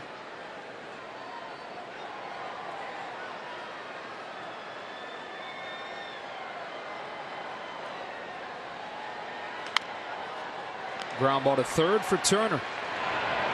Bell's out number 1. Head to the Dodger game early tomorrow for Viva Los Dodgers, presented by Coca-Cola and Spectrum. This family-friendly pregame fiesta occurs 2 hours prior to the game tomorrow. Enjoy music, entertainment, player autographs, and fun activities. Entry is free with a game ticket. For more information, visit Dodgers.com/Viva. 1-0 Pittsburgh, 7th inning, and Francisco Cervelli to the plate. Man, how hot has the National League West gotten? We're talking about early how easy of a division it is. And it still may shape up that way, that the Dodgers run away with it and that it is the weakest division in the league. But right now, you've got San Diego having won 5 in a row. Colorado's won 10 of 12. Arizona's won 6 in a row and 11 of 13. It's in addition, obviously, to the Dodgers going 9-3 in their last 12. Those top 3 teams, including the Dodgers, only 11 losses. They're just racking up the W's. The San Diego score you saw there, that was in 10 innings. San Diego got 6 runs in the 10th against Washington. Cervelli muscles one into short right. Bellinger makes the catch. 2 gone.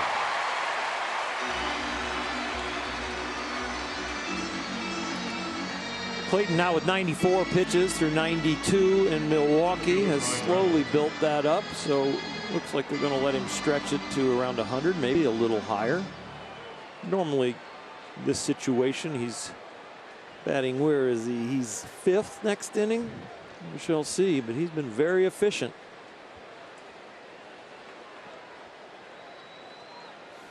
Brian Reynolds yanks one into left center. That's going to split the gap.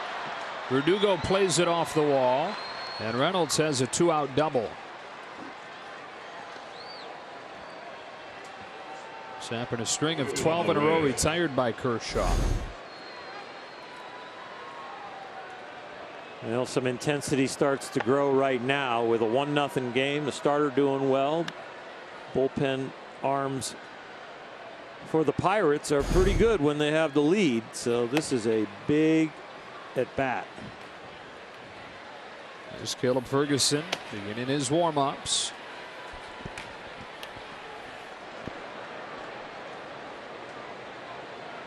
Yeah, Pablo Reyes coming up, had the first hit of the night for Pittsburgh. Came in to score the game's only run.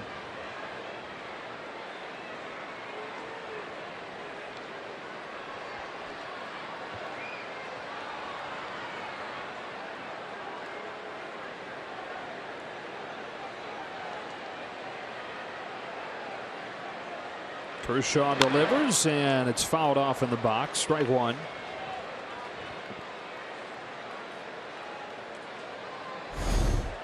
Clayton has normally been throwing the fastball on the first pitch. An awful lot to get ahead, but here with a key run at second, starts him off with a slider.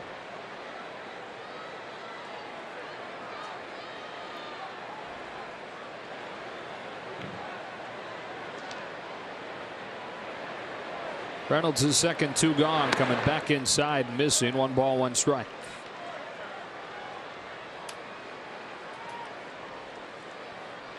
Kershaw, such a stabilizing member to add back into the rotation, making his 3rd start tonight. 7 innings in his first start, 6 innings last time, and trying to go 7 in this one. That's high in ball 2. Tomorrow they will be as close to full strength as they've been yet, with Rich Hill coming off of the injured list. And they officially have had Urias and Stripling both move into the bullpen, bolstering that unit as well. Right here, right now, it's a man at second, 2 gone in the 7th. And it's 3-1 on Reyes.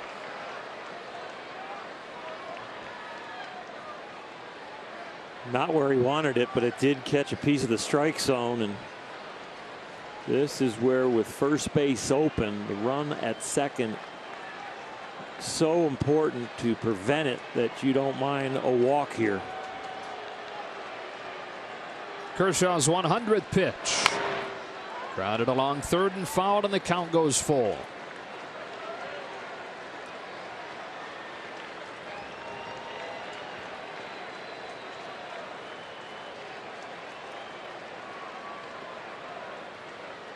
Could be the final pitch Kershaw throws tonight.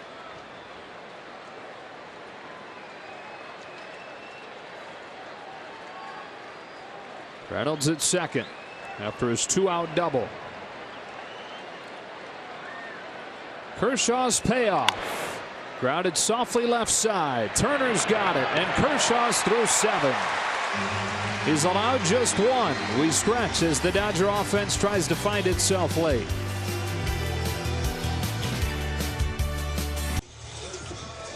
Add to your bobblehead collection on May 15th. The first 40,000 fans in attendance will receive a Max Muncy bobblehead presented by 99-cents only stores. For tickets, visit Dodgers.com/promotions. Another good one for Clayton Kershaw. 1 run over 7 innings tonight. 8 Ks, no walks. And now the offense trying to bail him out. Down 1-0 as Joe Musgrove delivers to Max Muncy and misses. Ball 1. We talked about with Clayton Kershaw stabilizing the rotation. Rich Hill coming back tomorrow. Well, what he really stabilizes too is how deep he goes into the game. It's only the 5th time that somebody has gone 7. 2 are already his. He's only had 3 starts.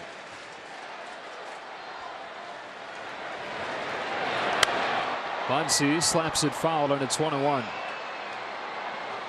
On this side of things, the Dodgers have managed just 3 singles against Musgrove. Muncy has 1 of them. Musgrove has 4 Ks. He's walked 1.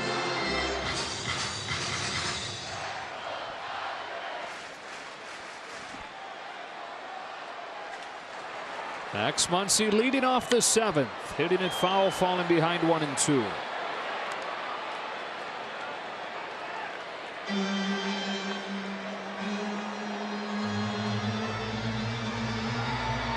After the breakout 2018 season for Max Muncy, all the talk of the league adjusting to him with a full year of information.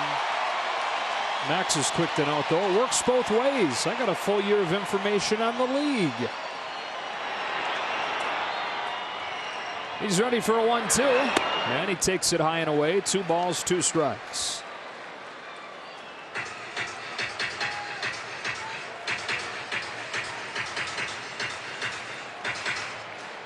Verdugo and Taylor to follow.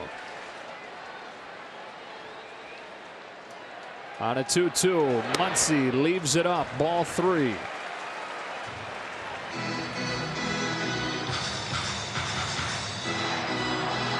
Max has had some good takes tonight. Maybe it'll get to a point where he finds a barrel. Good opposite field power. Payoff. Ground ball and a fair ball off of Sean Barber. Probably would have been a double. And Sean Barber's adventure of a night over there as the first base umpire continues.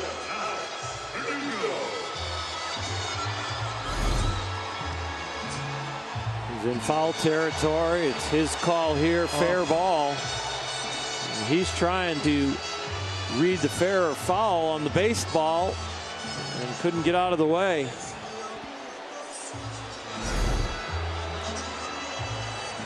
A 33-year-old out of Lakeland, Florida, who has been in the majors for parts of 6 seasons now. Maybe not had too many nights like this, or he wouldn't be in the majors for 6 seasons. Leadoff man on in a 1-0 game. Here's Alex Verdugo.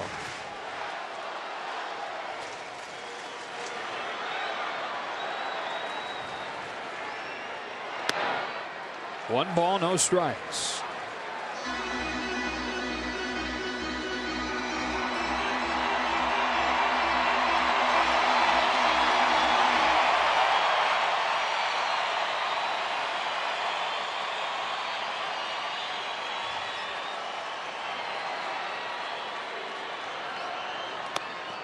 Two 2-0 on Verdugo.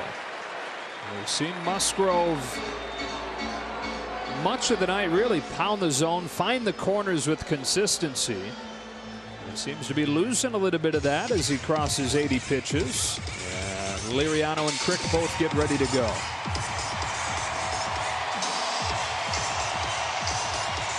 He doesn't look like a guy who's looking for help. He looked over there like, don't come out here. And he's telling Cervelli, I want this. And they're going over strategy.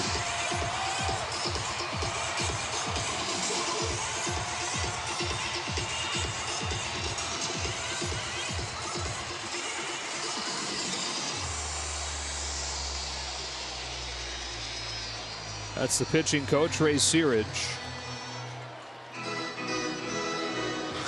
A rare 2-0 count for a Dodger hitter tonight against Musgrove. And it belongs to Alex Verdugo. He's got Muncy at first and nobody out. Here it comes. Raked foul.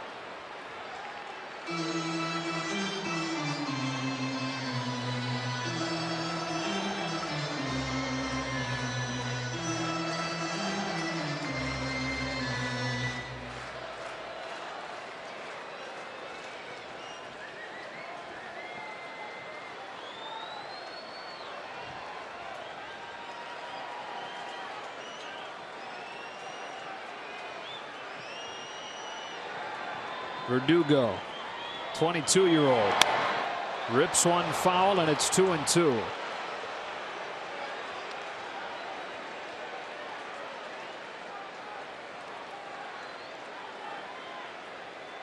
Back-to-back off-speed pitches.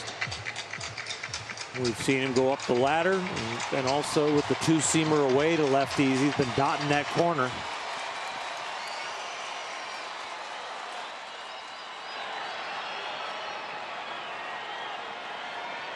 Tying run at first, go ahead run at the plate, 7th inning. They are going away with a 2-2. Verdugo grounds a base hit into right. He gets the job done with 2 strikes, and they've got him cornered with nobody out.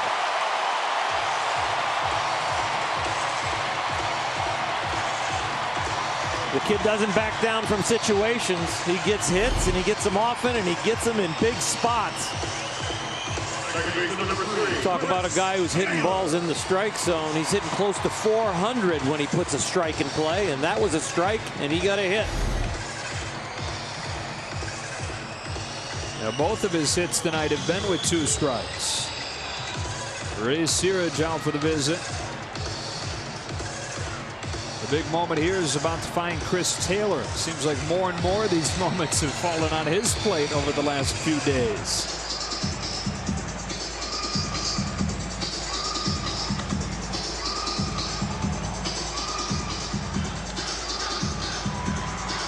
Well, there is a time, Oral, in 2017 in Chris Taylor's breakout season. And when I say a time, I mean a few-month stretch where there was nobody you wanted at the plate in these situations more than him.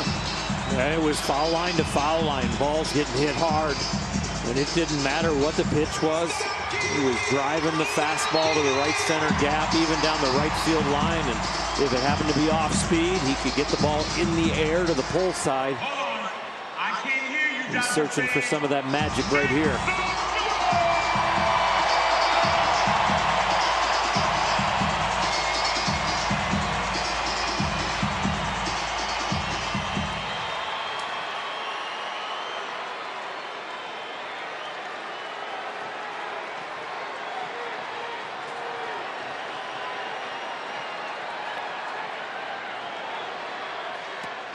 Strike one.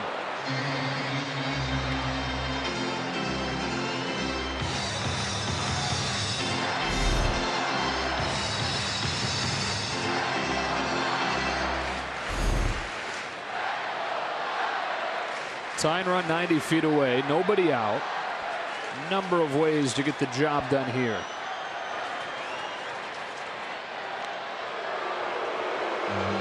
Middle infield going to be happy to turn a double play and allow the tying run to score.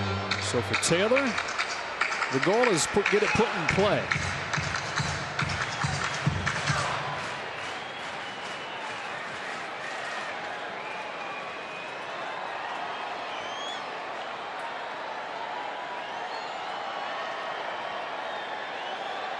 Here comes Musgrove with an 0-1 pitch.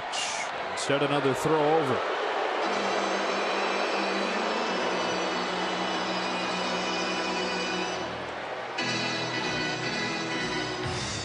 Clayton without a decision, but the only decision he can get here, he can get a few of them. He can get the win if they come back. He can get a no decision. He can still get a loss.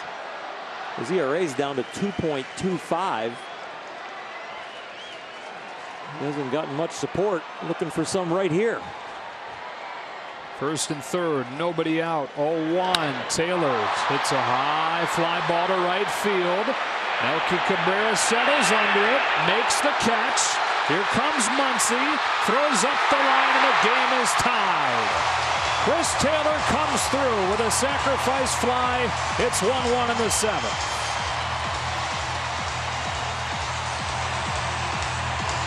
And Verdugo heads up play, taking second. Go ahead run in scoring position. It's automatic to move up from first, but it's not automatic that you're going to go. Chris Taylor gets the ball in the air, and right now, is it deep enough? Muncy, looking at Ebel, got permission and said yes. He makes it in cleanly, and George Lumbar at first is like Alex Verdugo, you are tagging and going no matter what. Cervelli hurt on the play.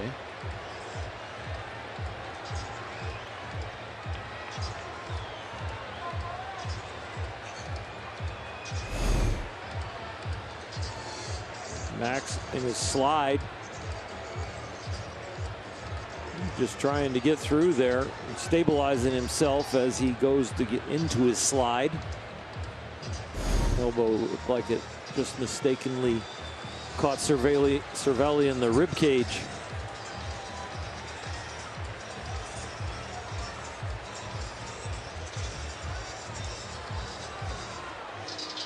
Francisco has battled through a lot of injuries in his career. He's going to stay in this game. Taylor with a sacrifice fly, and they've broken through against Musgrove here in the seventh. And now a chance to take the lead with Verdugo at second. Still only one out, and Austin Barnes coming to the plate.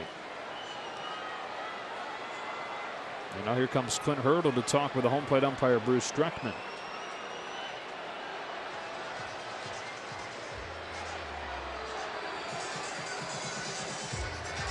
This has got to be maybe asking, should there be a review from the contact?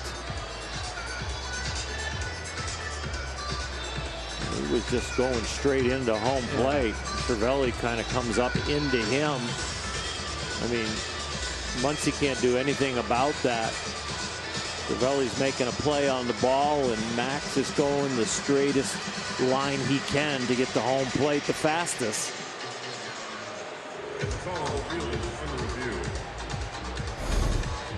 And the contact came off of a very natural body movement when entering into a foot first slide. Yeah, and your arms are moving as you run, and then as you go into your slide, you kind of stabilize with your upper body. Some guys throw their hands in the air because they don't want to jam their wrists or get their fingers or hurt.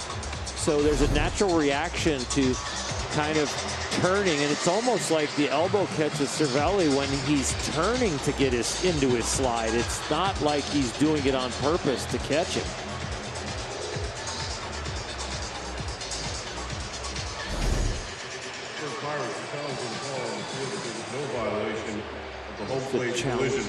Challenging the home plate collision rule, but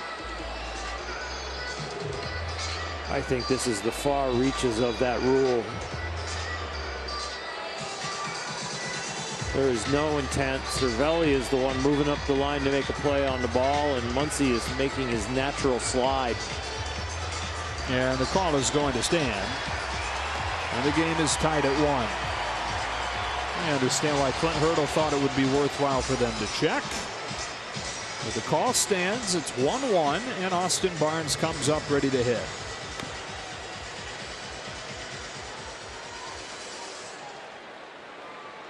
Musgrove now at 90 pitches. Action down in the Pirates bullpen. Crick and Liriano.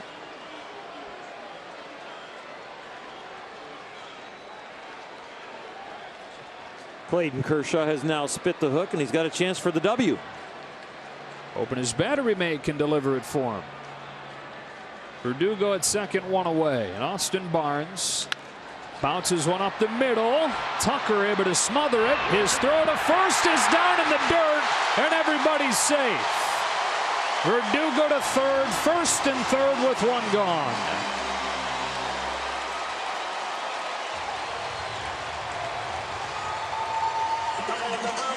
It's a tough play, but I think it's going to be ruled an error. Verdugo, a heads-up play here, forced because of the angle of the ball, but then, boy, he could have got hung out to dry. He made a decision that turned out to be a good one. If Tucker gets up and just notices him in his peripheral vision, either going to be in a rundown or Tucker's going to run to second and maybe catch him in between, but that didn't happen. The Dodgers are in business. And with Kershaw's spot in the order up to the plate now, it's Kike Hernandez pinch hitting with Verdugo at third and Barnes at first, officially with a single. They tied the game with a productive out. With a man at third, Hernandez a number of ways to give him the lead. On the first one from Musgrove, he takes it high, ball one.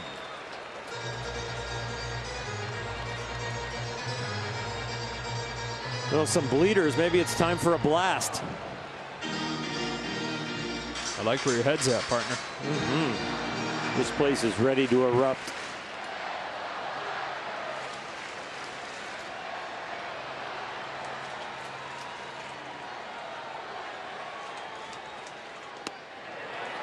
Two balls and no strikes.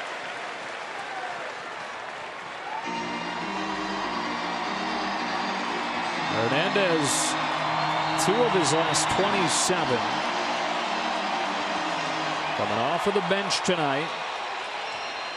And a key spot here in the 7th.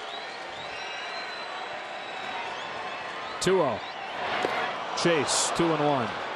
After 2 very good-looking, calm takes. He was cheating. That ball is near the middle of the plate. Did not read the spin, just kind of cheated on it.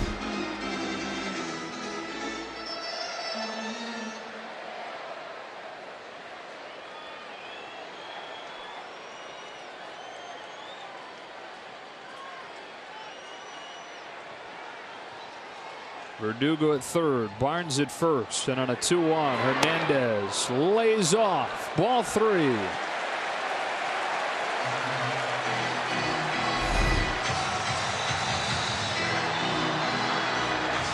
Oh, that is some strong hands to do that. That's connection between the upper body, the bat, and the arms. Figure there's a good chance this is the final batter Musgrove faces, with Jock Peterson, who's homered against him 3 times, waiting on deck. A 3-1. Hernandez pops it up. Near the dugout, Josh Bell out of room. And new life for Kike. They popped that thing up and said a prayer, and it drifted just far enough. For most of the flight of this ball, the trajectory looks like it's going to get caught, and at the very end, the spin took over and took it a good 6-7 feet deeper into the Pittsburgh Pirate dugout. So what does Kike do with it? 3 balls and 2 strikes. A tie game in the 7th with runners at the corners and 1 out.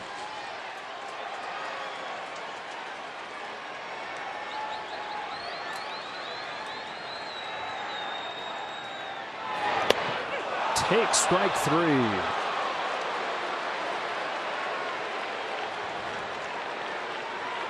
Left fielder, number 31, Jock Peterson.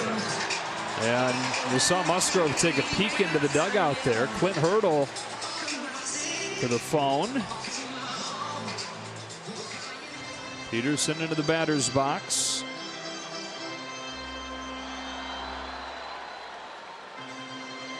Liriano and Crick both ready to roll. I think he's going to let him face him. Well, this is definitely not a analytics decision. This would be gut.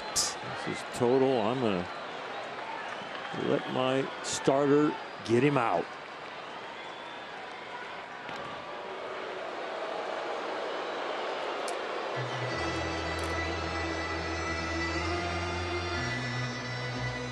Tonight, Peterson's 0 for 2.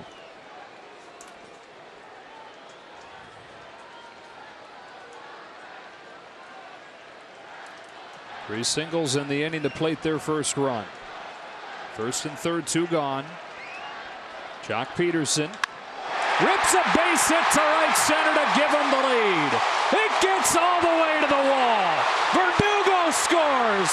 Burns will score. A go-ahead triple. Jock Peterson.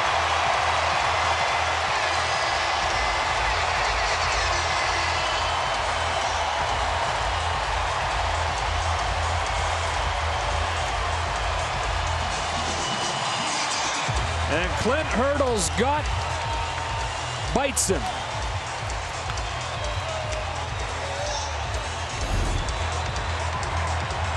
Jock Peterson hit a home run on a pitch like that in the World Series. Up and doesn't do too much with it. Boy, that was a awesome line drive. It landed just beyond the infield, but it scooted between the 2 outfielders. It was hit so hard. And his buddy, they hang out on the road an awful lot.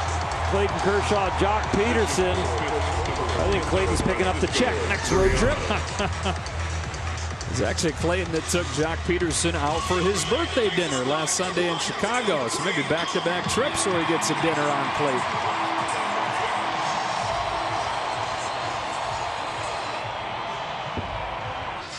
Pitching change brought to you by BioFreeze. A batter too late for Clint Hurdle and the Pirates. It's the left-hander Francisco Liriano. It's not about counts with this guy. Fastball, slider, changeup. He just got really good movement and stuff. Seager rolls the first pitch off his foot. So he mentioned surprising that Clint Hurdle left Joe Musgrove on for Jock Peterson. He was 3 for 6 with 3 home runs against him. Against Francisco Liriano, Jock Peterson 0 for 2 with 2 strikeouts. Granted, that's a tiny sample, but with the game on the line, it reinforces how surprising the decision was. Peterson with a go-ahead triple, and now he stands at third as Seager falls behind 0-2. Everybody.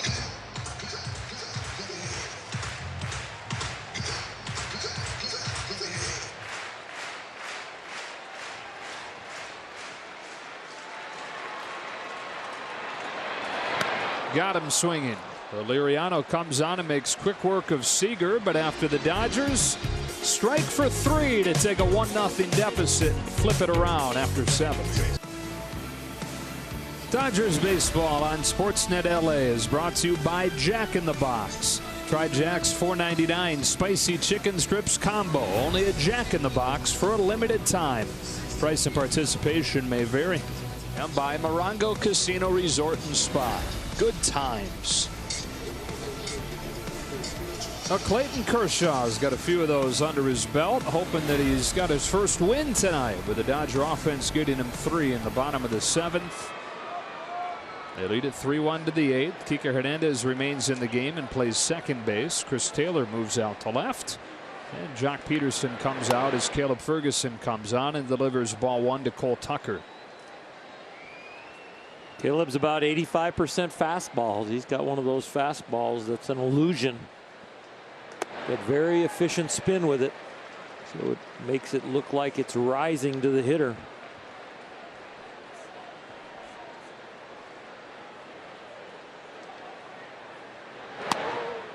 Breaking ball lands on the inside corner, 1-2. Tucker 0 for 2 tonight, 0 for 6 in this series, as his first week in the majors comes to a close.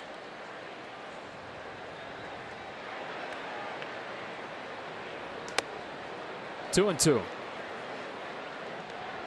Very important hitter for Caleb Ferguson here. Gregory Polanco is ready to pinch hit in the pitcher's spot on deck. 2-2. Full count.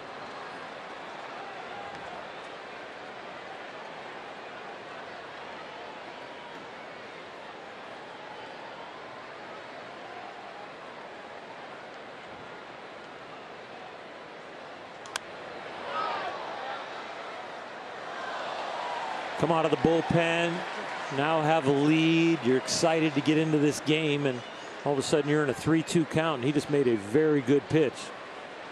He hit the glove right there with 94. Now he's got to repeat it. He doesn't like that egg.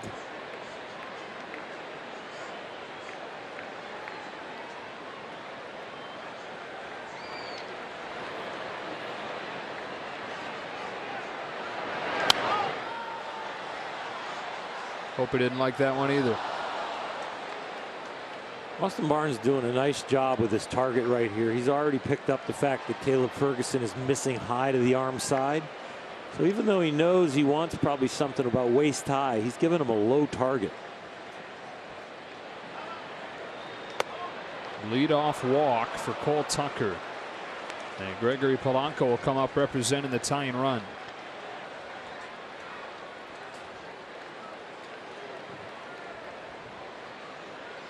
First week of action for Polanco. Missed the first several weeks recovering from off-season shoulder surgery. Not really off-season, but season ending last year. Ready ahead of schedule and off to a good start. They play the left-handed hitter to pull.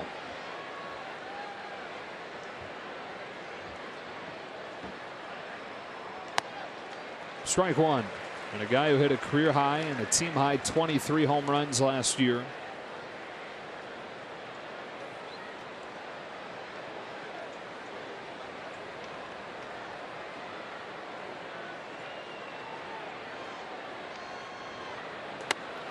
Nothing in two. That miss pattern right now for Caleb Ferguson is in the right spot against this hitter. High to the arm side will tie up the big fella.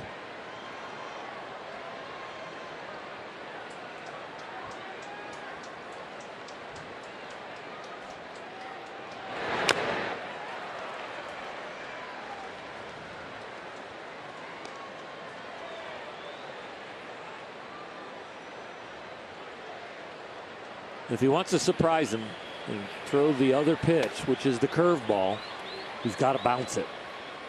You can't give him something to pull in the air with power. We're going heater. Going with it up. 0-2. Left it over the plate, and Polanco made him pay. Walk and a single to open the 8th against Ferguson.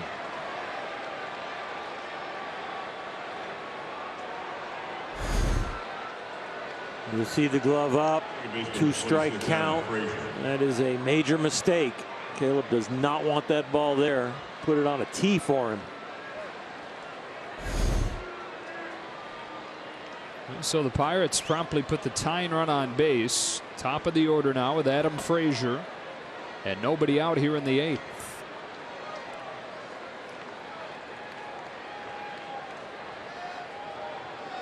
Pirates squad in a 6-game losing streak has scored a total of 11 runs during that slide.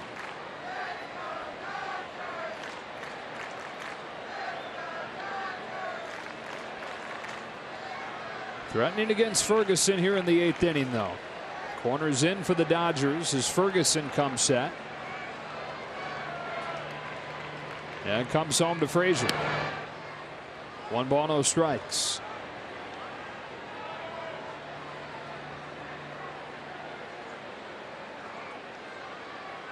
Frazier's driven in the lone run for the Pirates tonight with a base hit back in the 3rd against Kershaw.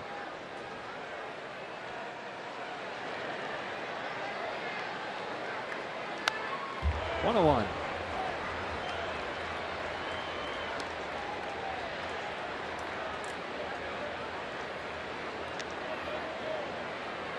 Caleb trying to get out of the middle of the plate right here. It's either been a ball or something near the center.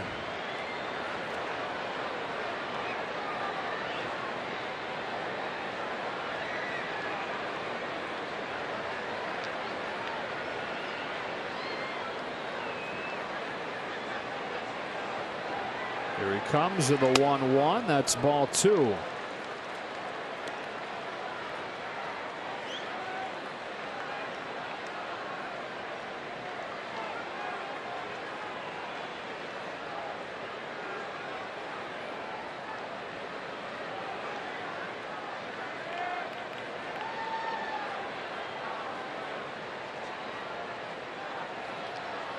On a 2-1 pitch, Frazier leaves it way up, ball 3. Ferguson having a hard time here with a 3-1 lead in the 8th inning.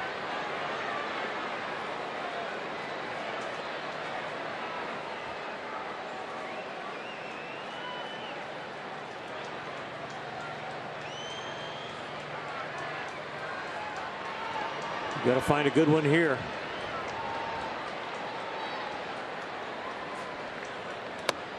Walked him, and the bases are loaded for Pittsburgh. That's going to do it for Caleb Ferguson. Yeah, what a fire Pedro Baez is going to get thrown into. Dodgers 3, Pirates 1, but the bases are loaded and nobody out. The 2-hitter Melky Cabrera due up.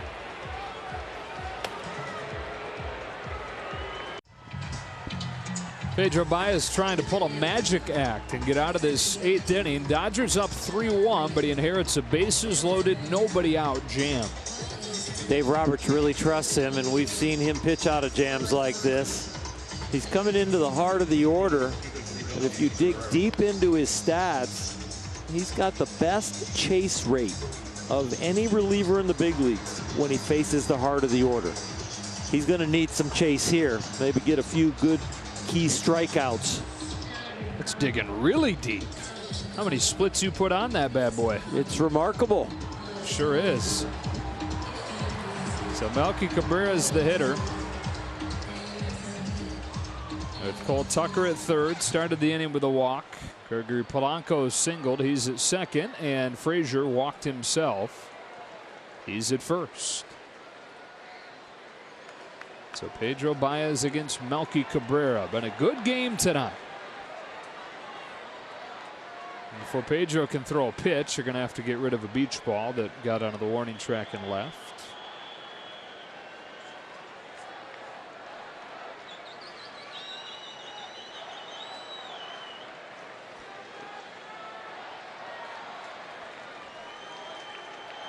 So here we go, 8th inning, and it's already time to fasten those seat belts.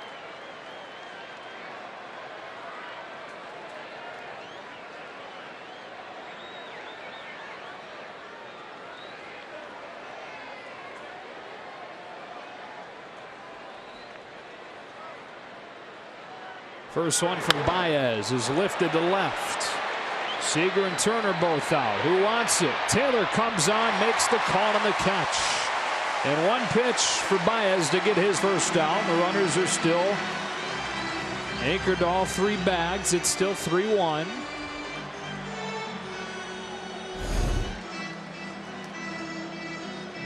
Up out of the zone. He can't get on top of it. That's 1. And instead of Jung Ho Gong, it'll be Colin Moran that comes up to pinch hit. Moran, somebody who was third baseman most days last year, with Gong missing the entire year again, but lost out in the battle for the third base job this spring.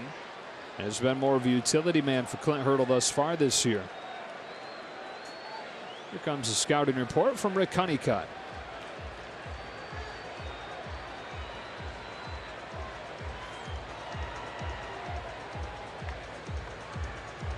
With Pedro's stuff, he can touch 97 with the fastball. The changeup will be about 10 mile an hour slower than that, and so will the slider.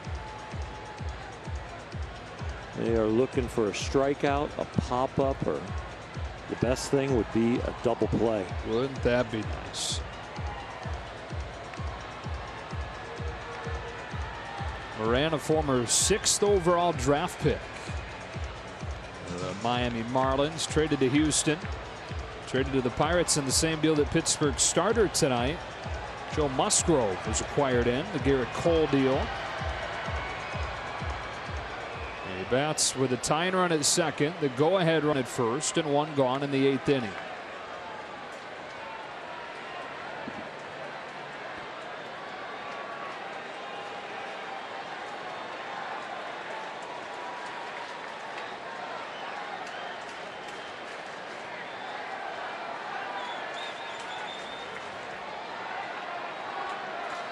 Baez to Moran. Strike one.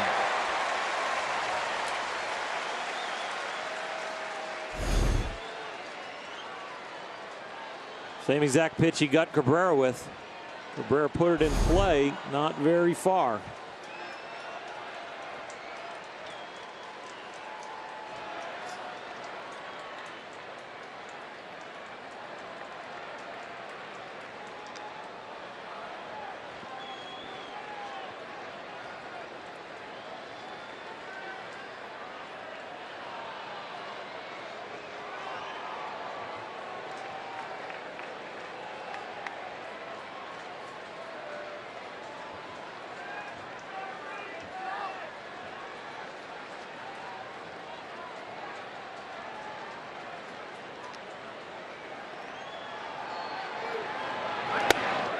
Did he go? No swing. 1 ball, 1 strike.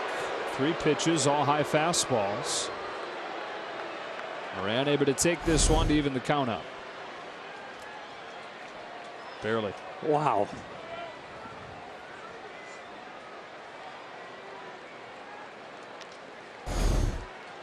Pedro has shown tremendous confidence in his changeup. Will he pull the trigger on one here?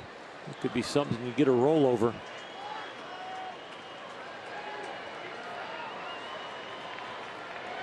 Stuck with a fastball, strike 2.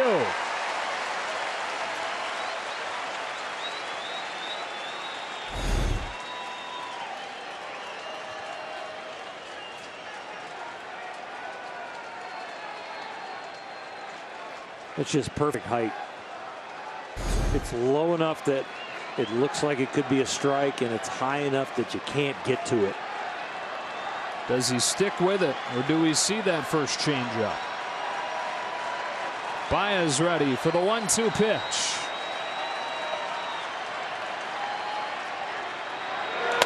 Stuck with a fastball. It missed away. Ball 2. Boy, it's sounding louder than 95. Maybe it's just the moment.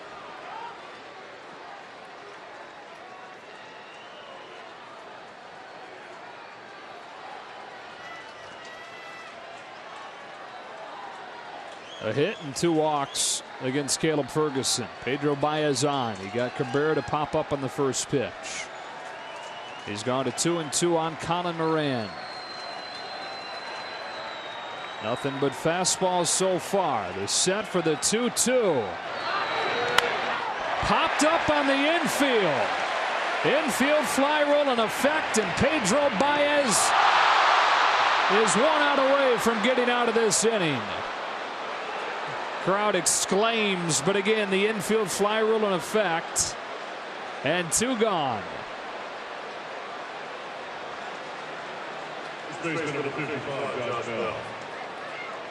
And the murmurs spreading through the park as the rule is explained. Yes. And this was a tough one. Boy, when Justin misses it, you know it's really hard. It was way up there. And the moment it's routine. Infield fly, and all the umpires raise their arm. Batter's automatically out. And then it becomes advance at your own risk. Not out of the woods yet. Pittsburgh's best hitter, their cleanup man, Josh Bell.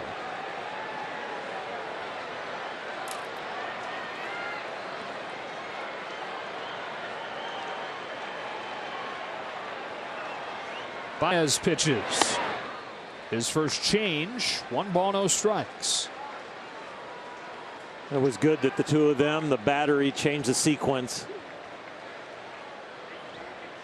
Predominantly fastballs, and you don't want to just be predictable to the best hitter.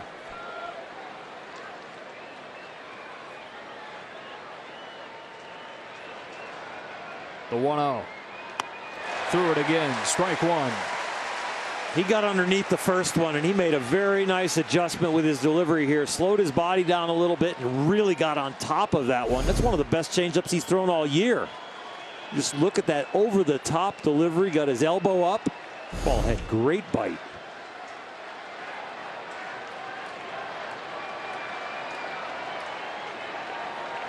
Bases loaded, 2 gone, 8th inning, 1-1. Strike 2 on a 3rd consecutive change.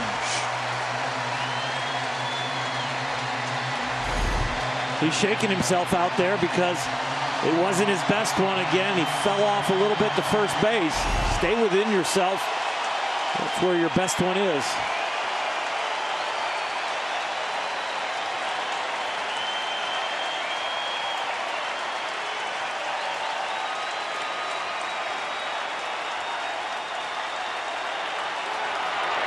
Back to the fastball to strike him out.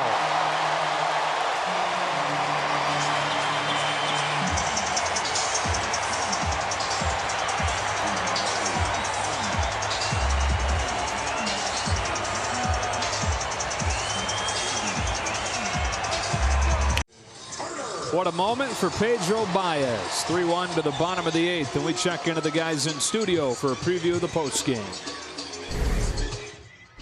All right, thanks, Joe. A huge 2-out triple by Jock Peterson, knocking in 2. And how about Pedro Baez cleaning up that mess in the 8th inning? Outstanding job for Petey. Vote for Pedro. All right, 3 more outs. We'll see you guys soon. Nice Napoleon Dynamite reference, Jerry. Pedro Baez. Wow.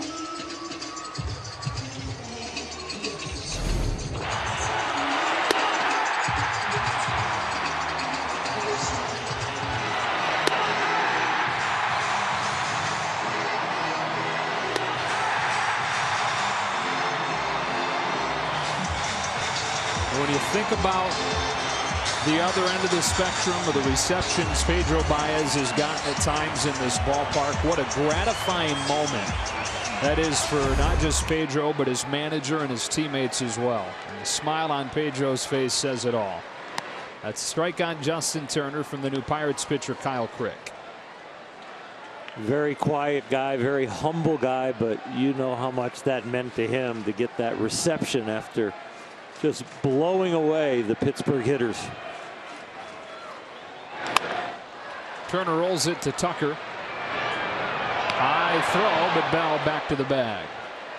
I mean, you said it going in. Highest chase rate in the majors from the heart of the order.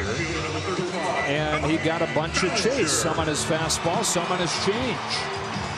I'm not that smart. I use a program called Remarkable from Inside Edge, and they were right on top of it. It was the top thing under Pedro Baez as far as going deeper into what he does on the mound.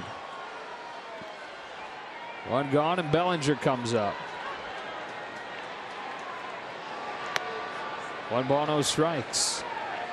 Looking ahead to the Pirates' 9th inning, Cervelli, Reynolds, and Reyes. That's 5, 6, and 7 against Kenley Jansen.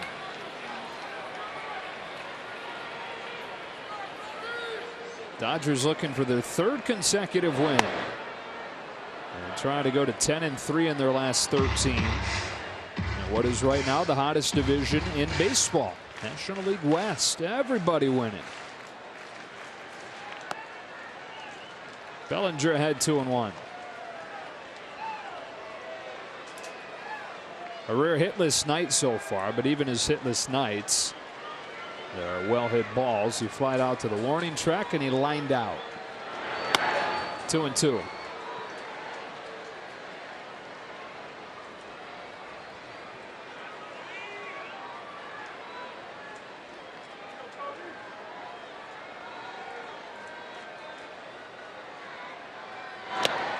Full count.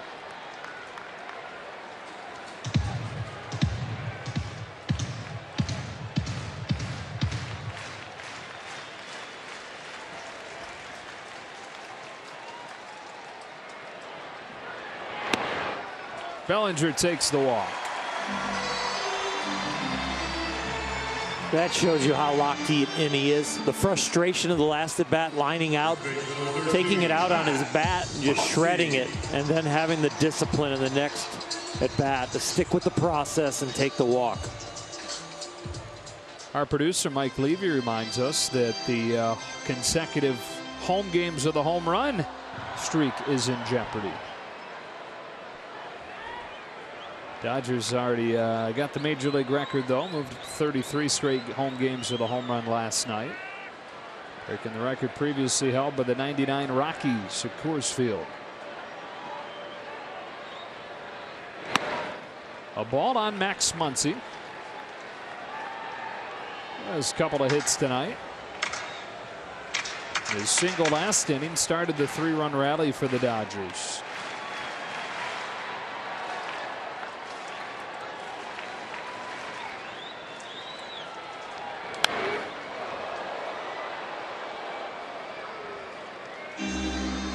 You always feel like Max is close because of his discipline. You know, when you're swinging at strikes, you're going to find a way to hit him solid. His eye has been so good this year again.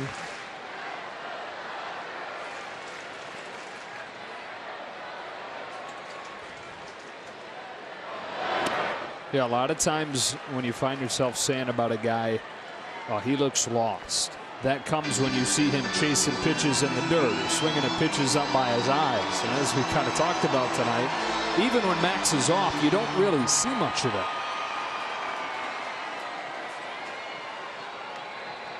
He's got Bellinger at first with 1 out, and on a 2-1, watches a strike.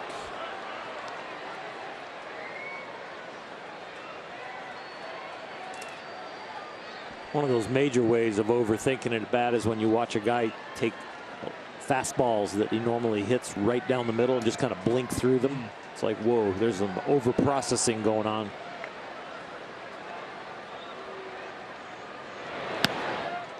Count goes full.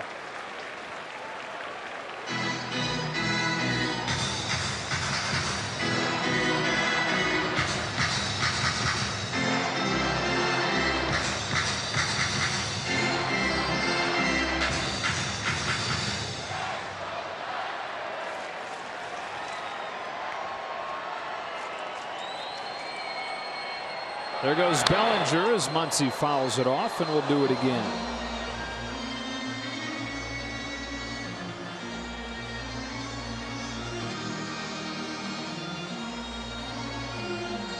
Dave Roberts trusting Max Muncy in his eye for the strike zone.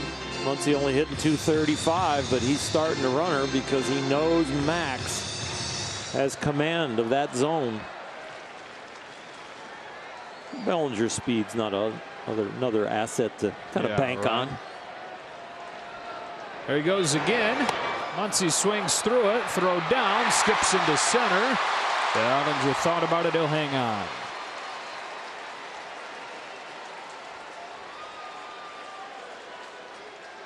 Hope he's okay. Looks like he's grimacing in a little pain, keeping his head down. He hit his hips pretty hard on that slide. Clean white uniform as he heads towards second, but not here after the landing gear goes down.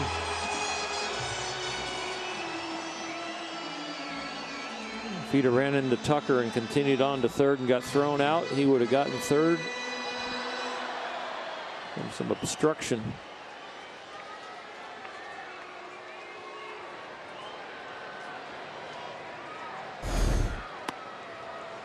Alex Verdugo taking strike 1 from Crick. Alex, 2 more hits tonight. Average up to .361.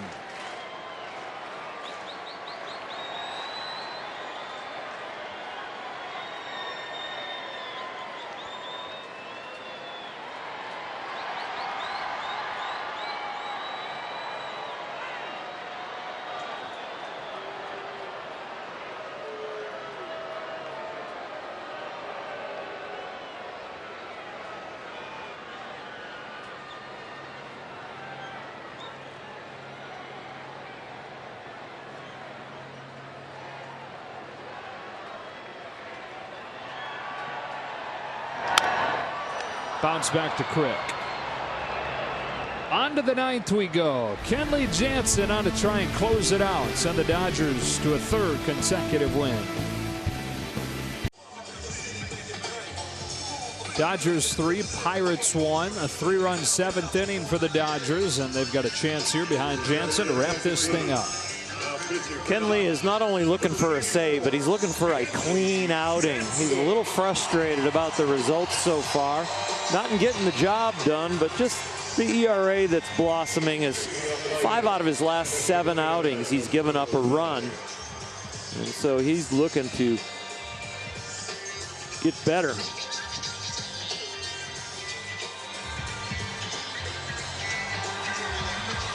Cervelli, Reynolds, and Reyes.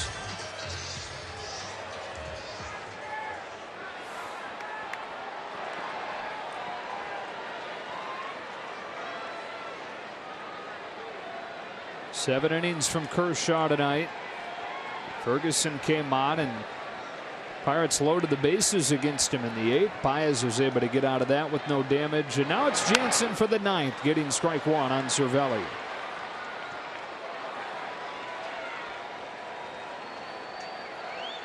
.110 tomorrow. Can't wait to watch Rich Hill make his season debut. It's always fun to watch Rich.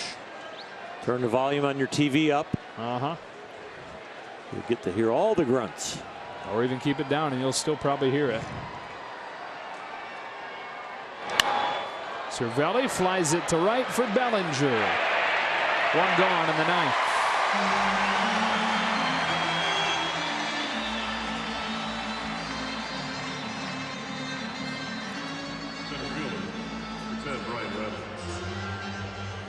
And here's Reynolds.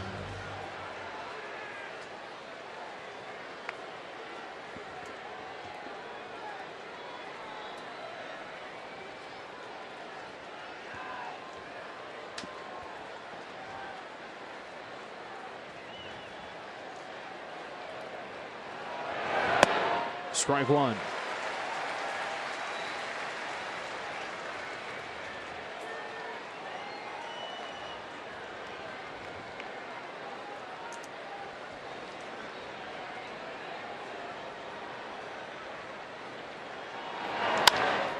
Shot to short. The birthday boy, Corey Seager. 2 up and 2 down.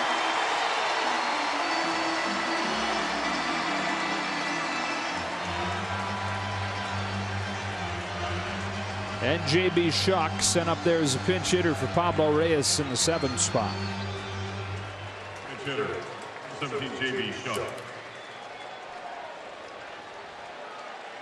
Pirates in danger of seeing their losing streak reach 7. 12 runs over the last 7 games for Clint Hurdle's bunch. And even another good start. Joe Musgrove, another good one tonight. But still searching, trying to get back in the win column after their hot start. Strike 1 on Shuck. Kelly Jansen coming out on a mission so far. He's filling the strike zone up with some attitude.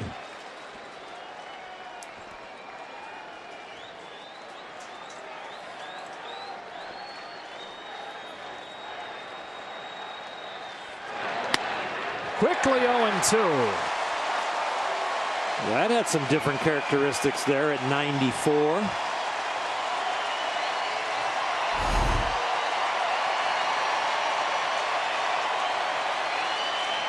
Kind of opposite the cutter.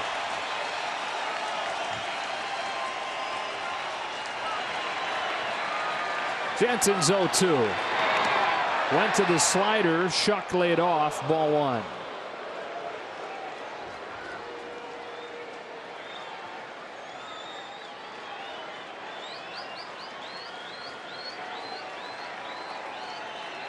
Let's see what Kenley decides to do here. The patented cutter up and in. That fastball away, or does he double up with the slider?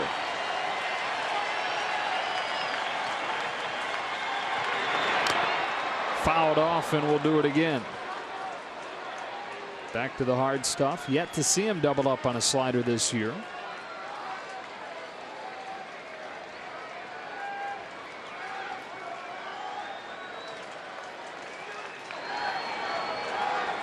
$47,000 tonight. Great ball game between the Dodgers and the Pirates. 2-2 on Shuck. Try to keep things alive for Cole Tucker. If Shuck could reach, Tucker would come up representing the tying run.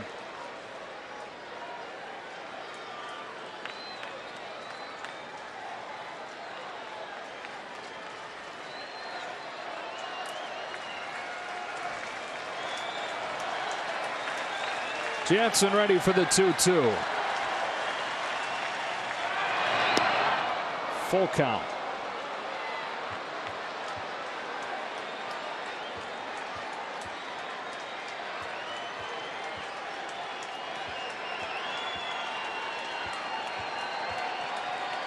You got to challenge him right here.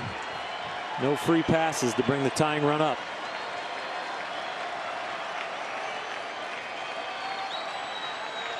Payoff pitch. High fly ball to right. No big deal for Cody Bellinger. The Dodgers come from behind to win it 3-1. Their third in a row. They're starting to fire on all cylinders. The last game in Chicago, these first two here at home against Pittsburgh. Good offense yesterday and pitching, relief pitching good. Today, the starting pitching was outstanding. Kershaw gets a W, and the relief appearance from Pedro Baez and Kenley Jansen, outstanding. How about this? Player of the game brought to you by Lexus. Pedro Baez. PD, you deserve the standing ovation you got. You come in with bases loaded, no out. You get 2 pop-ups, and then the fans are there right behind you. And you strike out Bell. And get a Lexus. The Dodgers 10-3 in their last 13 games. They'll try to go for the sweep behind Rich Hill tomorrow afternoon. For Hershiser, Alana Rizzo, and the rest of our crew, Joe Davis saying so long from Dodger Stadium, where the Dodgers beat the Pirates by a final of 3-1. Stay tuned. Access Sportsnet Dodgers, presented by your Southern California Ford dealers, begins now.